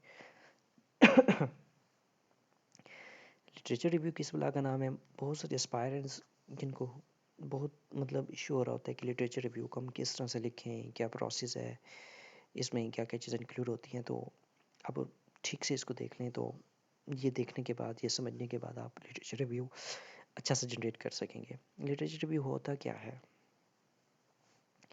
Literature review comprehensive survey of scholarly articles, books, other sources relevant to a particular topic or research question. It involves critically analyzing and synthesizing existing research. मैं इसको अपने wording में बताता हूँ, ये इंग्लिश आप खुद पढ़ लीजिएगा, ठीक है। लिटरेचर रिव्यू में हम क्या कर रहे होते हैं? हम लिटरेचर को देख रहे होते हैं, हम देख रहे होते हैं जो जिस टॉपिक पे हम रिसर्च कर रहे हैं, इससे पहले क्या क्या स्टडीज़ हो चुकी हैं, इस पे पहले क्या क्या नॉलेज इस्टेब्लिश हो चुका है, ठीक है। हमने उसको साइड करना होता है, उसको देखना होता है। सबसे पहले तो हम अपने जो टॉपिक है, चलो वो लिखने वाला तरीका बाद में बताता हूँ, पहले समझ लें कि इसमें आता क्या क्या है। इसमें हमने ऑलरेडी जो स्टडीज़ हो चुकी हैं उनको उनको डिस्कस करना होता है, ठीक है। जो थ्योरीज इस्टेब्लिश हो चुकी हैं उनको डिस्कस करना होता है। हमने उन थ्योरीज़ में जो जो पीछे वाली जो स्टडीज़ हो चुकी हैं उसमें जो गैप्स थे उसको डिस्कस करना है, ठीक है। फिर हमने बताना है कि हमारी स्टडी जो है ना किस तरह से गैप को फिल कर रही है, और उसको हमने जो रिलेशनशिप है, जो हमारे पास वेरिएबल है, डिपेंडेंट है या इंडिपेंडेंट है, ठीक है। तो हमने देखना है कि उनको डिफ़ाइन करना है, उनको बताना है कि एक दूसरे से किस तरह से रिलेशन है, किस तरह से गैप को फुलफ़िल कर रहे हैं, और फिर हमने उस थ्योरीज़ के ज़रिए उसको जस्टिफाई भी करना है, ठीक है। इसके इसके एक्सप्लेनेशन के लिए आप इस पर क्लिक करेंगे तो यहाँ पे आया हुआ है, ये देखिए। In literature review the explanation typically involves discussing each variable और concept relevant to the research topic. Suppose करें हमारे पास एक डिपेंडेंट वेरिएबल है, दूसरा इंडिपेंडेंट वेरिएबल है, ठीक है। यानी कि the impact of social media marketing strategies on consumer behaviour. अब कंज्यूमर बिहेवियर को हमने चेंज करना है, ठीक है। वो डिपेंडेंट है किस पे? सोशल मीडिया पे। सोशल मीडिया मार्केटिंग स्ट्रेटजीज जिस तरह से चेंज होंगी, वैसे ही हमारा डिपेंडेंट वेरिएबल भी चेंज होगा। सोशल मीडिया मार्केटिंग स्ट्रेटजीज हमारा इंडिपेंडेंट वेरिएबल हो जाएगा, क्योंकि वो चेंज कर रहा है, ठीक है। वो खुद नहीं चेंज हो रहा, वो दूसरों को चेंज कर रहा है, वो दूसरों को इम्पेक्ट कर रहा है, ठीक है। जिस पे इम्पेक्ट हो रहा होता है, जो उसको हम कहते हैं डिपेंडेंट। जो इम्पेक्ट जिसकी जिसकी वजह से हो रहा होता है वो होता है इंडिपेंडेंट, ठीक है। तो हमने जो भी वेरिएबल होते हैं हमारे पास, इंडिपेंडेंट और डिपेंडेंट के नीचे बहुत सारे वेरिएबल हो सकते हैं, बहुत सारे पॉइंट्स डिस्कस हो सकते हैं, ठीक है। तो क्या कहता है, सबसे पहले लिटरेचर में हमने उन सब को, उन वेरिएबल को डिस्कस करना है, ठीक है। उसके बाद here is a general sequence. क्या हो सकता है? पहले हमने इंट्रोडक्शन टू द टॉपिक हमने अपने जो टॉपिक है उसको इंट्रोड्यूस करने से स्टार्ट करना है, ठीक है। उसके बाद हमने अपने की वेरिएबल को आइडेंटिफाई करना है, क्लियरली बताना है हमारे वेरिएबल कौन कौन से हैं, थीम क्या बन रहा है, और उसके रिसर्च क्वेश्चन और ऑब्जेक्टिव से ही हमने इन सब को निकालना है, ठीक है। उसके बाद हम जो रेलिवेंट स्टडीज़ इन्हीं टॉपिक पे पहले हो चुकी हैं, फिर हमने उसकी बात करनी है। फिर हमने उन सबको रेलिवेंट जो एक ही मतलब जो एक टाइप के होते हैं उन सबको एक जगह पे इकट्ठा कर लेना है। एक वेरिएबल से रेलिवेंट कितनी स्टडीज़ हो चुकी हैं, दूसरे से कितनी हो चुकी हैं, तीसरे से कितनी हो चुकी हैं, ठीक है। फिर हमने इनका जो हमारे पास वेरिएबल है इनका रिलेशनशिप बताना है कि किस तरह से एक वेरिएबल दूसरे वेरिएबल को अफेक्ट कर रहा होता है, यानी कि the impact of Facebook on consumer behaviour, the impact of social media marketing strategies on consumer behaviour. Social media marketing strategies कौन कौन सी होंगी, ये नीचे से उसके मज़ीद फर्दर वेरिएबल हो जाएंगी, ठीक है। तो ये हमने इसका इंटर रिलेशनशिप एक दूसरे के साथ चेक कर लिया कि एक चीज़ के चेंज होने से दूसरी चीज़ किस तरह से चेंज हो रही है, इनके कस्टमर किस तरह से मार्केटिंग स्ट्रेटजीज कौन कौन सी यूटिलाइज़ करें तो कंज्यूमर का बिहेवियर चेंज होगा, ठीक है। फिर integration into the conceptual framework. फिर हमने इसको कंसेप्चुअल फ्रेमवर्क बनाना है, वो मैं आपके आगे आपको बना के दिखाता हूँ कि किस तरह से। फिर हमने क्रिटिकली इवैल्यूएट करना है कि वीकनेसेस क्या क्या हैं, स्ट्रेंथ क्या क्या हैं, और हमारी फाइंडिंग की रिलायबिलिटी क्या है, इसमें क्या क्या बाइसेस आ जाते हैं, क्या हमारी मतलब हमने क्या चीज़ें खुद से ही खुद से ही मतलब कंसीडर कर लिए हैं। तो ये सारी चीज़ों को हमने यहाँ पे एक्सप्लेन करना होता है। फिर हमने एंड में इसको कंक्लूड करना होता है कि बेसिकली जो रिसर्च है वो इस चीज़ पे फोकस कर रही है, हमारा जो वेरिएबल है ये है, उसका किस तरह से पॉजिटिव इम्पैक्ट है, नेगेटिव इम्पैक्ट कर रहे होते हैं, इन सब को हमने कंक्लूड करना है। ठीक है, ये तो हो गया कि रिसर्च प्रपोजल में क्या क्या चीज़ें इंक्लूड होती हैं जब आप लिखते हैं। अभी लिखना कैसे है? सपोज करें आपने टॉपिक सेलेक्ट कर लिया था, impact of social media marketing strategies on consumer behaviour, ये टाइटल है। तो आपने क्या करना है, इस पर लिटरेचर रिव्यू लिखना है। कैसे लिखेंगे? इसके लिखने के लिए सबसे पहले आप इससे रेलिवेंट जो स्टडीज़ सोर्सेज हैं 8-10 आर्टिकल इकट्ठे कर लें अपने टॉपिक से रिलेटेड, उनको पढ़ें, उनको समराइज़ करें। ठीक है, उनको समझें, पढ़ें, समराइज़ करें। फिर रेलिवेंट थीम्स और पैटर्न बनाएं कि इस स्टडी का इस वेरिएबल के साथ किस तरह से कनेक्शन है, दूसरे वेरिएबल का दूसरे के साथ, तीसरे का तीसरे के साथ। यानी कि फेसबुक से रेलिवेंट सारे आर्टिकल निकाल लें, फिर इंस्टाग्राम से निकाल लें, फिर उन सब के कंज्यूमर बिहेवियर या परचेजिंग पावर जिस तरह से होती है उनके साथ रिलेशन वाले से रिलेटेड आर्टिकल निकालें, उनको पढ़ लें। पढ़ने के बाद आपके पास नॉलेज इतना सारा हो जाएगा माशाल्लाह, आप समझ जाएंगे कि इन सब को किस तरह से हमने एक्सप्लेन करना है। फिर आपने अपना लिटरेचर रिव्यू स्टार्ट कर लेना है। उसमें क्या करना है, आपने start by introducing your topic, topic को इंट्रोड्यूस करना है सबसे पहले। ये वैसे ही हैं जैसे मैंने अभी आपको बताया कि सीक्वेंस क्या होता है। फिर आपने एक्सप्लेन करना है इनको, वाई इट इज़ इम्पॉर्टेंट, ये टॉपिक इम्पॉर्टेंट क्यों है। फिर आपने अपनी प्रॉपर सोर्सेज के थ्रू थीम्स को प्रेजेंट करना है। ठीक है, एक स्ट्रक्चर एक सेट करना है, इसको एनालाइज करना है, सोर्सेज को इवेल्यूएट करना है और डिस्कस करना है, स्ट्रेंथ वीकनेसेस की बात करनी है। ये चीज़ें मैंने बताई हुई हैं, आपने ये साइड पे इधर देख लेना है। ठीक है, आपने ये इसको लिख लिया। लिख इसमें दरमियान में आपने गैप और फ्यूचर रिसर्च डायरेक्शन भी बतानी है। ठीक है, कि इसमें ये गैप है और फ्यूचर इस पे मज़ीद रिसर्च हो सकती है। ये आप एग्जिस्टिंग लिटरेचर की बात कर रहे हैं ऑलरेडी। ओके, उसके बाद आपने इसको दोबारा रिवाइज़ कर लेना है, पढ़ लेना है, एडिट कर लेना है, ज़रूरत है तो भी। याद रखिएगा कि इसको आपने साइड ज़रूर करना है। ठीक है, जो भी आप बात कर रहे होते हैं अपनी तरफ से नहीं कहनी, आपने इसको साइड कर रहे होते हैं कि मतलब according to Smith the impact of the Facebook contribute positively to the consumer behaviour. ठीक है, तो ये आप अपनी तरफ से नहीं कह रहे, आप कह रहे हो कि उसके मुताबिक है, फ़लाँ राइटर के मुताबिक है, फ़लाँ रिसर्चर के अकॉर्डिंग है। ठीक है, आप उनके थ्रू बात कर रहे हो, उनके थ्रू जस्टिफाई करते हो। तो इसके लिए आप डिफरेंट मतलब आप मेथड यूज़ कर सकते हैं, टेक्निक यूज़ कर सकते हैं। साइटेशन के लिए एपी होता है, शिकागो होता है। ठीक है, आप साइट उनके थ्रू कर सकते हैं। उसके लिए भी मैंने आपको बताया कि हाँ, ये पहले देख लें। हाँ, सोर्स के लिए यहाँ पे मैंने एक वेबसाइट मेंशन की, अगर आप यहाँ पे क्लिक करेंगे तो ये एक एक यहाँ पे ऑप्शन नहीं हो रही। ओके, ये आ गई है। यहाँ पे आपने ना, यहाँ से आपको सारी साइटेशन और कीवर्ड्स वगैरह आ जाती हैं, यानी कि the impact of social media. Suppose करें ये मैंने किया, इसको मैंने यहाँ पे सर्च आउट किया, ये देखें ये आर्टिकल आ गया। हमने इसको साइट करना है, रेफरेंसेस लेने, तो हम इस पे क्लिक करेंगे। इस पे क्लिक करने के बाद ये ऑटोमेटिकली आपको साइटेशन और रेफरेंसेस जनरेट करके दे देगा। आपने क्या करना है कि इस साइटेशन को कॉपी करना है, टेक्स्ट पे जहाँ पेस्ट करना है वहाँ पेस्ट करें। इस रेफरेंसेस को भी आप कॉपी कर लेंगे। ठीक है, ये ऑटोमेटिकली जनरेट होके आ जाएगा, तो आपके लिए इशू नहीं रहेगा। ठीक है, इस तरह से आप साइट कर सकते हैं। अब लिटरेचर में सिंपली पॉइंट कौन कौन से डिस्कस करने हैं वैसे मैं आपको बता चुका हूँ, तो उसको आपने देख लेना है। अब इसमें वही चीज़ें दोबारा बताई गई हैं, इसको भी आपने देख लेना है कि किस तरह से आपने आपका जो लिटरेचर लिखेंगे तो उसके सीक्वेंस क्या होना चाहिए, सबसे पहले क्या डिस्कस करेंगे, दरमियान में क्या करेंगे, एंड पे क्या करेंगे। ठीक है, ऑलरेडी मैं ऊपर डिस्कस कर चुका हूँ। एक और चीज़ रिसर्च प्रपोजल में हमारे पास आ जाती है, उसके रिसर्च ओ लिटरेचर में हमने कहा था कि फ्रेमवर्क भी आ जाता है। अब फ्रेमवर्क दो टाइप का होता है, एक होता है थियोरेटिकल, दूसरा होता है कंसेप्चुअल। जो कंसेप्चुअल होता है उसमें हमने वेरिएबल खुद से ही मतलब वो करनी है, कंसीडर करनी है कि मतलब एक ऐसी स्टडी बनानी है कि जो एक ऐसे ऐसे वेरिएबल इकट्ठे कर लेने डिफरेंट डिफरेंट स्टडीज़ से, कि इससे पहले वो उन वेरिएबल को इकट्ठा उस तरह से पहले या प्रपोज ना किया गया हो या उस पर काम ना किया गया हो। हम मतलब अपनी तरफ से ही वो सारे वेरिएबल इंक्लूड कर रहे होते हैं, यूँ कह सकते हैं। ठीक है, जो थियोरेटिकल होता है वो ऑलरेडी जो थ्योरी बेस्ड होती है, यानी कि जो ऑलरेडी काम हो चुका है उससे रेलिवेंट किसी पेपर में से हमने वो वो वेरिएबल उठा लेनी है, ठीक है। इसको मैं आगे समझा देता हूँ।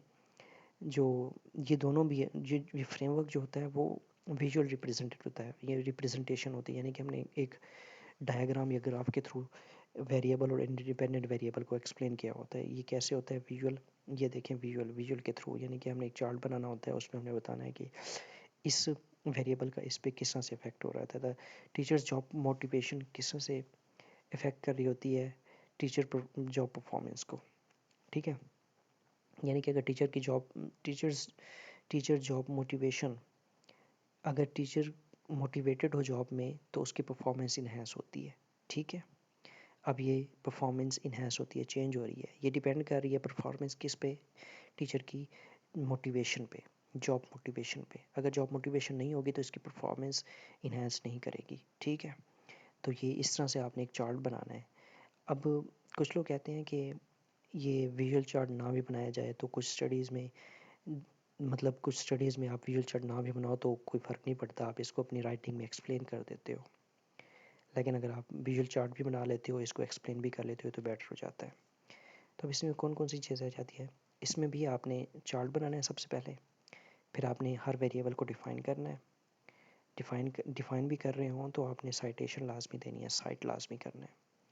फिर एक्सप्लेन द रिलेशनशिप, इनका रिलेशनशिप बताना है। फिर जस्टिफाई द फ्रेमवर्क, फिर आपने इसको जस्टिफाई भी करना है कि आपने ये वेरिएबल क्यों चूज़ किए, मतलब इसका किस तरह से ये अफेक्ट कर रहे हैं, किस तरह से कंट्रीब्यूट कर रहे हैं, इसका सिग्निफिकेंस क्या है, ठीक है, प्रॉब्लम किस तरह से सॉल्व हो रहा है। इसको जस्टिफाई भी आपने थ्रू रिसर्चर साइटेशन के थ्रू करना है, ठीक है। अब यहाँ पे क्या रहा है, लिटरेचर रिव्यू और कंसेप्चुअल फ्रेमवर्क। तो देखें लिटरेचर रिव्यू और कंसेप्चुअल फ्रेमवर्क अक्सर ऐसे ही होता है कि पहले लिटरेचर लिखते हैं, लिटरेचर के एंड में आप कंसेप्चुअल फ्रेमवर्क लिख रहे होते हैं, ठीक है। ज़रूरी नहीं है, लेकिन कंसेप्चुअल फ्रेमवर्क को आप आगे भी मेथोडोलॉजी में भी लेके जा सकते हैं, ठीक है। लेकिन इसको साइड ज़रूर करना है, आपने फिगर का नाम लाजमी दे देना है, ठीक है। उसके बाद यहाँ पे मैंने कुछ और चीज़ें बताई हुई हैं, नहीं बताया हुआ, okay. Let's move to the next section, methodology, ठीक है। हमने लिटरेचर रिव्यू की बात कर ली, अब मेथोडोलॉजी की बात करते हैं। मेथोडोलॉजी क्या होती है कि हमने अब बताना है कि किस तरह से हम अपनी स्टडी करना चाह रहे हैं, किस तरह से हमने इसको इन्वेस्टिगेट करना है, ठीक है। ये स्ट्रेटजीज़ कौन कौन सी, प्रोसीजर कौन कौन सी है जिसको हमने फॉलो करके अपने आंसर का जवाब ढूंढना है, ठीक है। जो हमने प्रॉब्लम स्टेटमेंट बनाया था उसको हमने आंसर किस तरह से करना है, क्या स्ट्रेटजीज़ यूज़ करके हमने मतलब अपने क्वेश्चन को इन्वेस्टिगेट करना है, ठीक है। इसमें कौन कौन सी चीज़ें आ जाती हैं, डाटा कलेक्शन मेथड आ जाता है, डाटा एनालिसिस टेक्निक आ जाती हैं, ओवरऑल आपकी सारी अप्रोचेस आ जाती है, इंस्ट्रूमेंट आ जाता है। इसको आपने पढ़ लेना है। वैसे की पॉइंट्स यहाँ पे मैं डिस्कस कर लेता हूँ। रिसर्च डिज़ाइन मतलब ओवरऑल आपका रिसर्च डिज़ाइन क्या होगा, मतलब ओवरऑल आपके एक्सपेरिमेंटल रिसर्च है, कोरिलेशन है, क्वालिटेटिव है, इसमें कौन कौन से मतलब आपने ब्रीफ जस्टिफिकेशन देनी है कि आपने सर्टेन रिसर्च डिज़ाइन चूज़ किया है तो क्यों किया है, फिर की फीचर्स इसके कौन कौन से आ जाते हैं, सैम्पलिंग डिस्क्रिप्शन बतानी है, सैम्पलिंग स्ट्रेटजी बतानी है, डाटा कलेक्शन मेथड बताना है, डाटा एनालिसिस प्रोसीजर बताना है। ये जो साइड पे दिया हुआ है ना, इस सब को आपने पढ़ लेना है, इसमें सारा कुछ लिखा हुआ है कि रिसर्च डिज़ाइन में क्या क्या आ जाता है। यहाँ पे मैं इसको सब प्रिसाइज कंसाइज रखूँगा क्योंकि टाइम बहुत हो गया। अब इसको वाइंड अप करते हैं।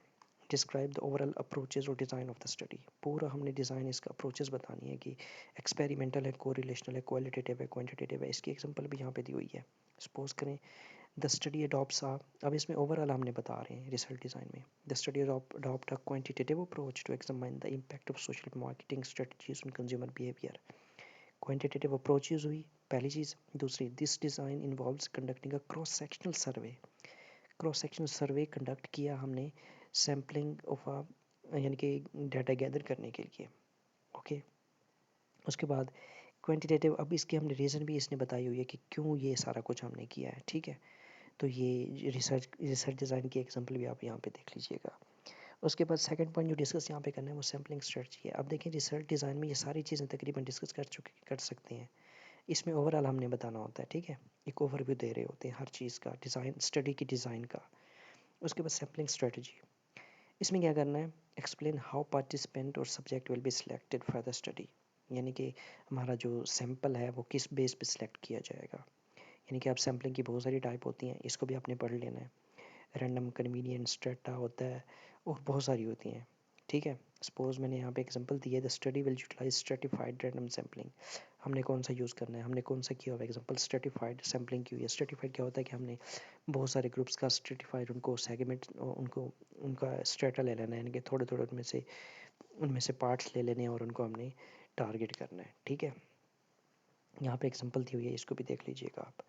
नेक्स्ट जो है इसमें डेटा कलेक्शन मेथड है, यानी कि detail the methods and technique that will be use together, यानी कि मेथड कौन सा हम यूज़ करेंगे कस्टमर से ये टारगेट ऑडियंस से डाटा कलेक्ट करने के लिए। सर्वे हो सकता है, इंटरव्यू हो सकता है, ऑब्जर्वेशन होता है, एक्सपेरिमेंट हो सकता है, बहुत सारी चीज़ें हो सकती हैं। अब यहाँ पे एग्जांपल में क्या है, सर्वे के थ्रू, यानी कि हम क्वेश्चनियर डिस्ट्रीब्यूट करेंगे जिससे हमने डाटा लेना है। जैसे हम सपोज करेंगे आपने कस्टमर से डाटा लेना है कि सोशल मीडिया कैंपेन्स का कस्टमर से पे कैसे अफेक्ट हो रहा है, तो हमने कस्टमर को वो सर्टिन कस्टमर होंगे ना कि हम जिनको टारगेट कर रहे होंगे, यानी कि 18 से 36 साल की उम्र के कस्टमर होंगे, या कस्टमर भी वो जो सर्टिन प्रोडक्ट को यूटिलाइज़ करते हो, यूज़ करते हो, ठीक है। तो उनको हम एक क्वेश्चनियर डिस्ट्रीब्यूट करेंगे, उनसे क्वेश्चन के आंसर लेंगे या उनसे मल्टीपल चॉइस पे आंसर लेंगे, ठीक है। तो उनको हमने फर्दर आगे फिर एनालाइज करना है।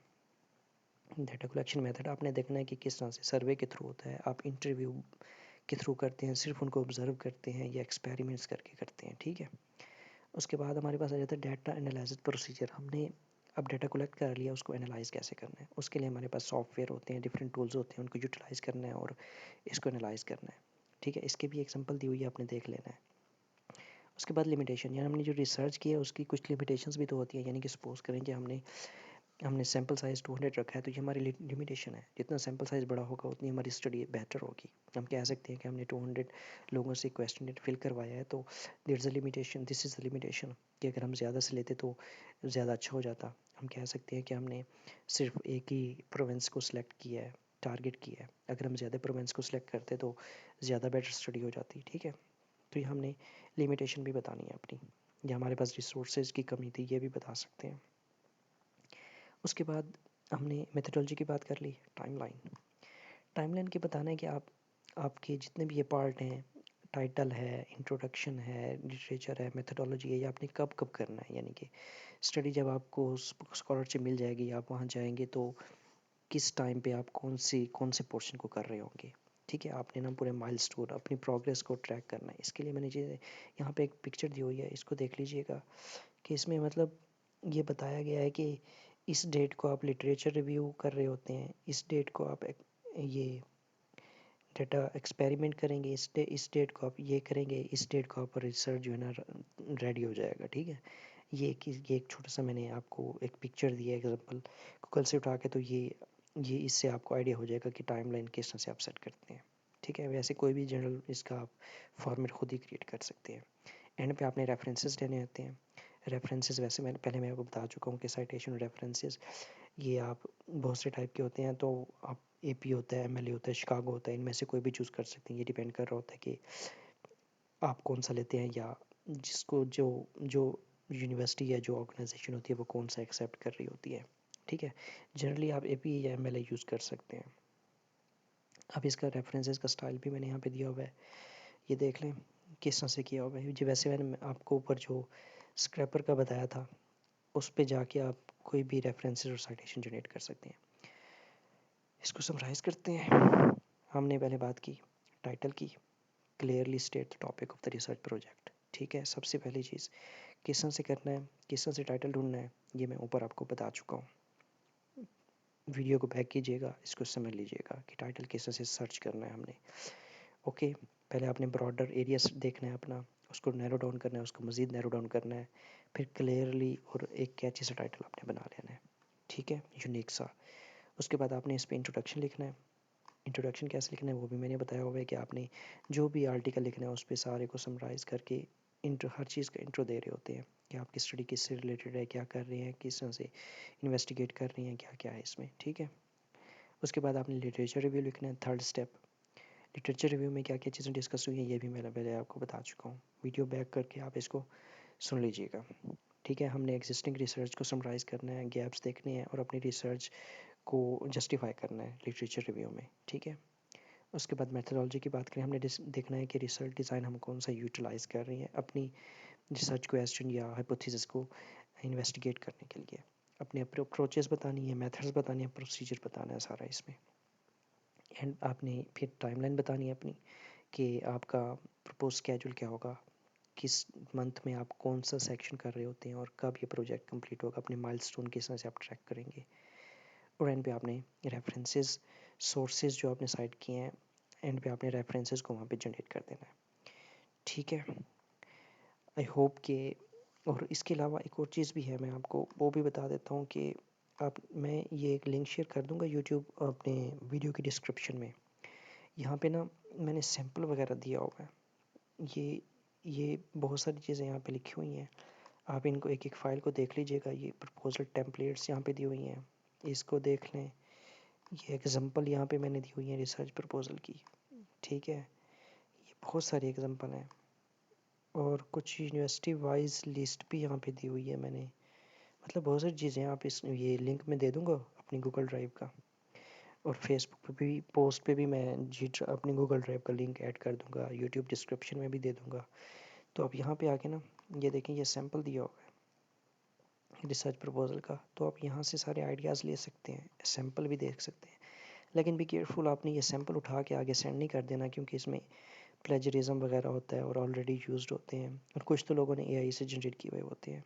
तो इससे क्या होगा कि आप जब एआई से या प्लेजराइज कंटेंट आगे शेयर करेंगे, तो उससे हो सकता है कि यूनिवर्सिटी आपको हमेशा के लिए बैन कर दे कि आप कभी अप्लाई नहीं कर सकते, क्योंकि वो ऑफ कोर्स कॉपीराइट चीज़ें आप यूज़ नहीं कर सकते। ये आप यहाँ से आइडिया ले लीजिएगा, और लिखना आपने खुद ही है।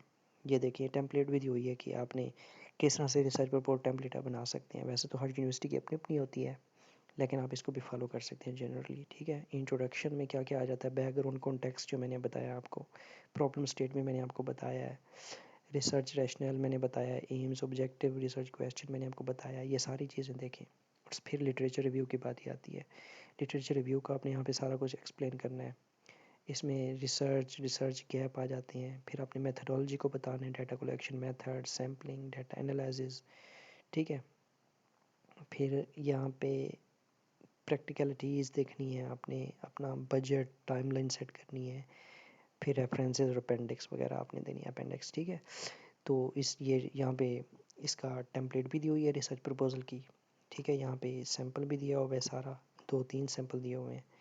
ठीक है, तो आप यहाँ से मतलब इस लिंक में दे दूँगा, तो आपने इसको फॉलो करके ना यहाँ से चीज़ें सारी ले लेनी है, और आप इसको देख सकते हैं, सैम्पल वगैरह को फॉलो कर लीजिएगा। ठीक है, तो ये रिसर्च प्रपोजल, आई होप कि आप इसको, अगर एक बार समझ नहीं आ रहा है, इसको दोबारा देख लें।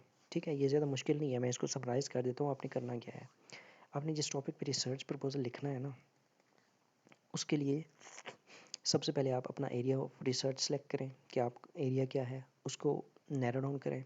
उस एरिया में से एक स्पेशलाइज्ड सब्जेक्ट निकालें। सपोज करें कि आपका एरिया बिजनेस से रिलेटेड है, आपका जो स्पेशलाइजेशन है वो मार्केटिंग है। उस मार्केटिंग को मज़ीद नैरो डाउन करें कि उस मार्केटिंग में स्पेसिफिकली आप किस पे फोकस करना चाहते हैं। तो मैं करना चाहता हूँ सोशल मीडिया मार्केटिंग पे और कंज्यूमर को। ठीक है, तो उससे रेलिवेंट ही मैं देखूँगा कि जो मेरा टॉपिक है उससे रेलिवेंटली मैं क्या टाइटल बना सकता हूँ। कि सोशल मीडिया मार्केटिंग पे काम करना चाहता हूँ, तो मैं देखूँगा कि सोशल मीडिया मार्केटिंग का कंज्यूमर पे किस तरह से इफेक्ट है। ठीक है, सोशल मीडिया मार्केटिंग बिजनेस को किस तरह से चेंज कर रही है। जब मेरी ये चीज़ें, ये सारे क्वेश्चन क्लियर हो जाएंगे, तो एक कैची सा मेरे पास टाइटल बन जाएगा। उस टाइटल को मैं काउंटर चेक करूँगा कि ऑलरेडी उस पर कोई आर्टिकल एग्जिस्ट तो नहीं कर रहा, उसकी ओरिजिनलिटी श्योर करूँगा, कैची से बना लूँगा। ठीक है, ये हमारे पास हो जाएगा रिसर्च टाइटल। उसके बाद हमने इंट्रोडक्शन लिखना है। इंट्रोडक्शन में क्या आ जाता है कि आपने हर चीज़ को थोड़ा थोड़ा एक्सप्लेन करना है, बताना है। फिर लिटरेचर रिव्यू आ जाता है। लिटरेचर रिव्यू में आपने एग्जिस्टिंग जो काम ऑलरेडी हो चुका है उसको आपने थोड़ा सा मतलब बताना है उसको, अब फिर आपने अपनी जो वेरिएबल है उसको जस्टिफाई करना है। ठीक है, फिर लिटरेचर के एंड पे आपने अपने वेरिएबल को डिफाइन करना है, बताना है, अपना कंसेप्चुअल फ्रेमवर्क वगैरह बनाना है। ठीक है, और फिर आपने मेथडोलॉजी बतानी है कि आप अपनी जो हाइपोथेसिस वगैरह, रिसर्च क्वेश्चन वगैरह बनाए हैं, उसको किस तरह से आपने इन्वेस्टिगेट करना है। फिर आपने टाइमलाइन बतानी है, और एंड पे आपने रेफरेंसेस दे देनी है। ठीक है, तो आई होप कि अब इस वीडियो को देखने के बाद आप एक अच्छा सा प्रोडक्टिव सा इफेक्टिव सा रिसर्च प्रपोजल जनरेट कर लेंगे। आई एम एक्सपेक्टिंग कि it's not a big deal now. ठीक है, इन चीज़ों को खुद ही समझना देखें। अगर मेरी वीडियो से आपको समझ नहीं आ रही तो आप कोई और वीडियो देख लें, लेकिन आप समझ लें कि रिसर्च प्रपोजल लिखना कैसे है। ये कोई मुश्किल काम नहीं है। फिर भी आपको इसमें इशू आ रहा है, कोई प्रॉब्लम है, तो कमेंट कीजिएगा, definitely I will respond you. ठीक है, एट द लास्ट रिक्वेस्ट यही है कि चैनल को सब्सक्राइब कर लें, क्योंकि इसमें बहुत से स्कॉलरशिप से रिलेटेड रेलिवेंट अपडेट्स आती रहती हैं। कोई एकेडमिक से रिलेटेड, कुछ स्किल से रिलेटेड कुछ चीज़ें अपलोड होती रहती हैं। तो बेल आइकन को क्लिक लाजमी कर लीजिएगा ताकि आने वाली वीडियो आप तक पहुंच सके। ठीक है, बाकी कमेंट कीजिएगा, शेयर कीजिएगा, लाइक कीजिएगा वीडियो को। और एक और चीज़ बता देता हूँ कि अगर आप CSE पे अप्लाई कर रहे हैं तो कोशिश कीजिएगा कि जो यूनिवर्सिटी है उसकी वेबसाइट पे जाके ना, उसके डाउनलोड सेक्शन में उसका फॉर्मेट उठा लीजिएगा। उस फॉर्मेट को फॉलो करके आप रिसर्च प्रपोजल लिख सकते हैं। अगर कोई फॉर्मेट नहीं दिया हुआ तो फिर आप जनरली इस फॉर्मेट को फॉलो कर सकते हैं। ठीक है, बाकी I wish you good luck. कोई क्वेश्चन होता है, कोई क्वेरी है तो आप कमेंट कीजिएगा, I will respond you. Thank you so much.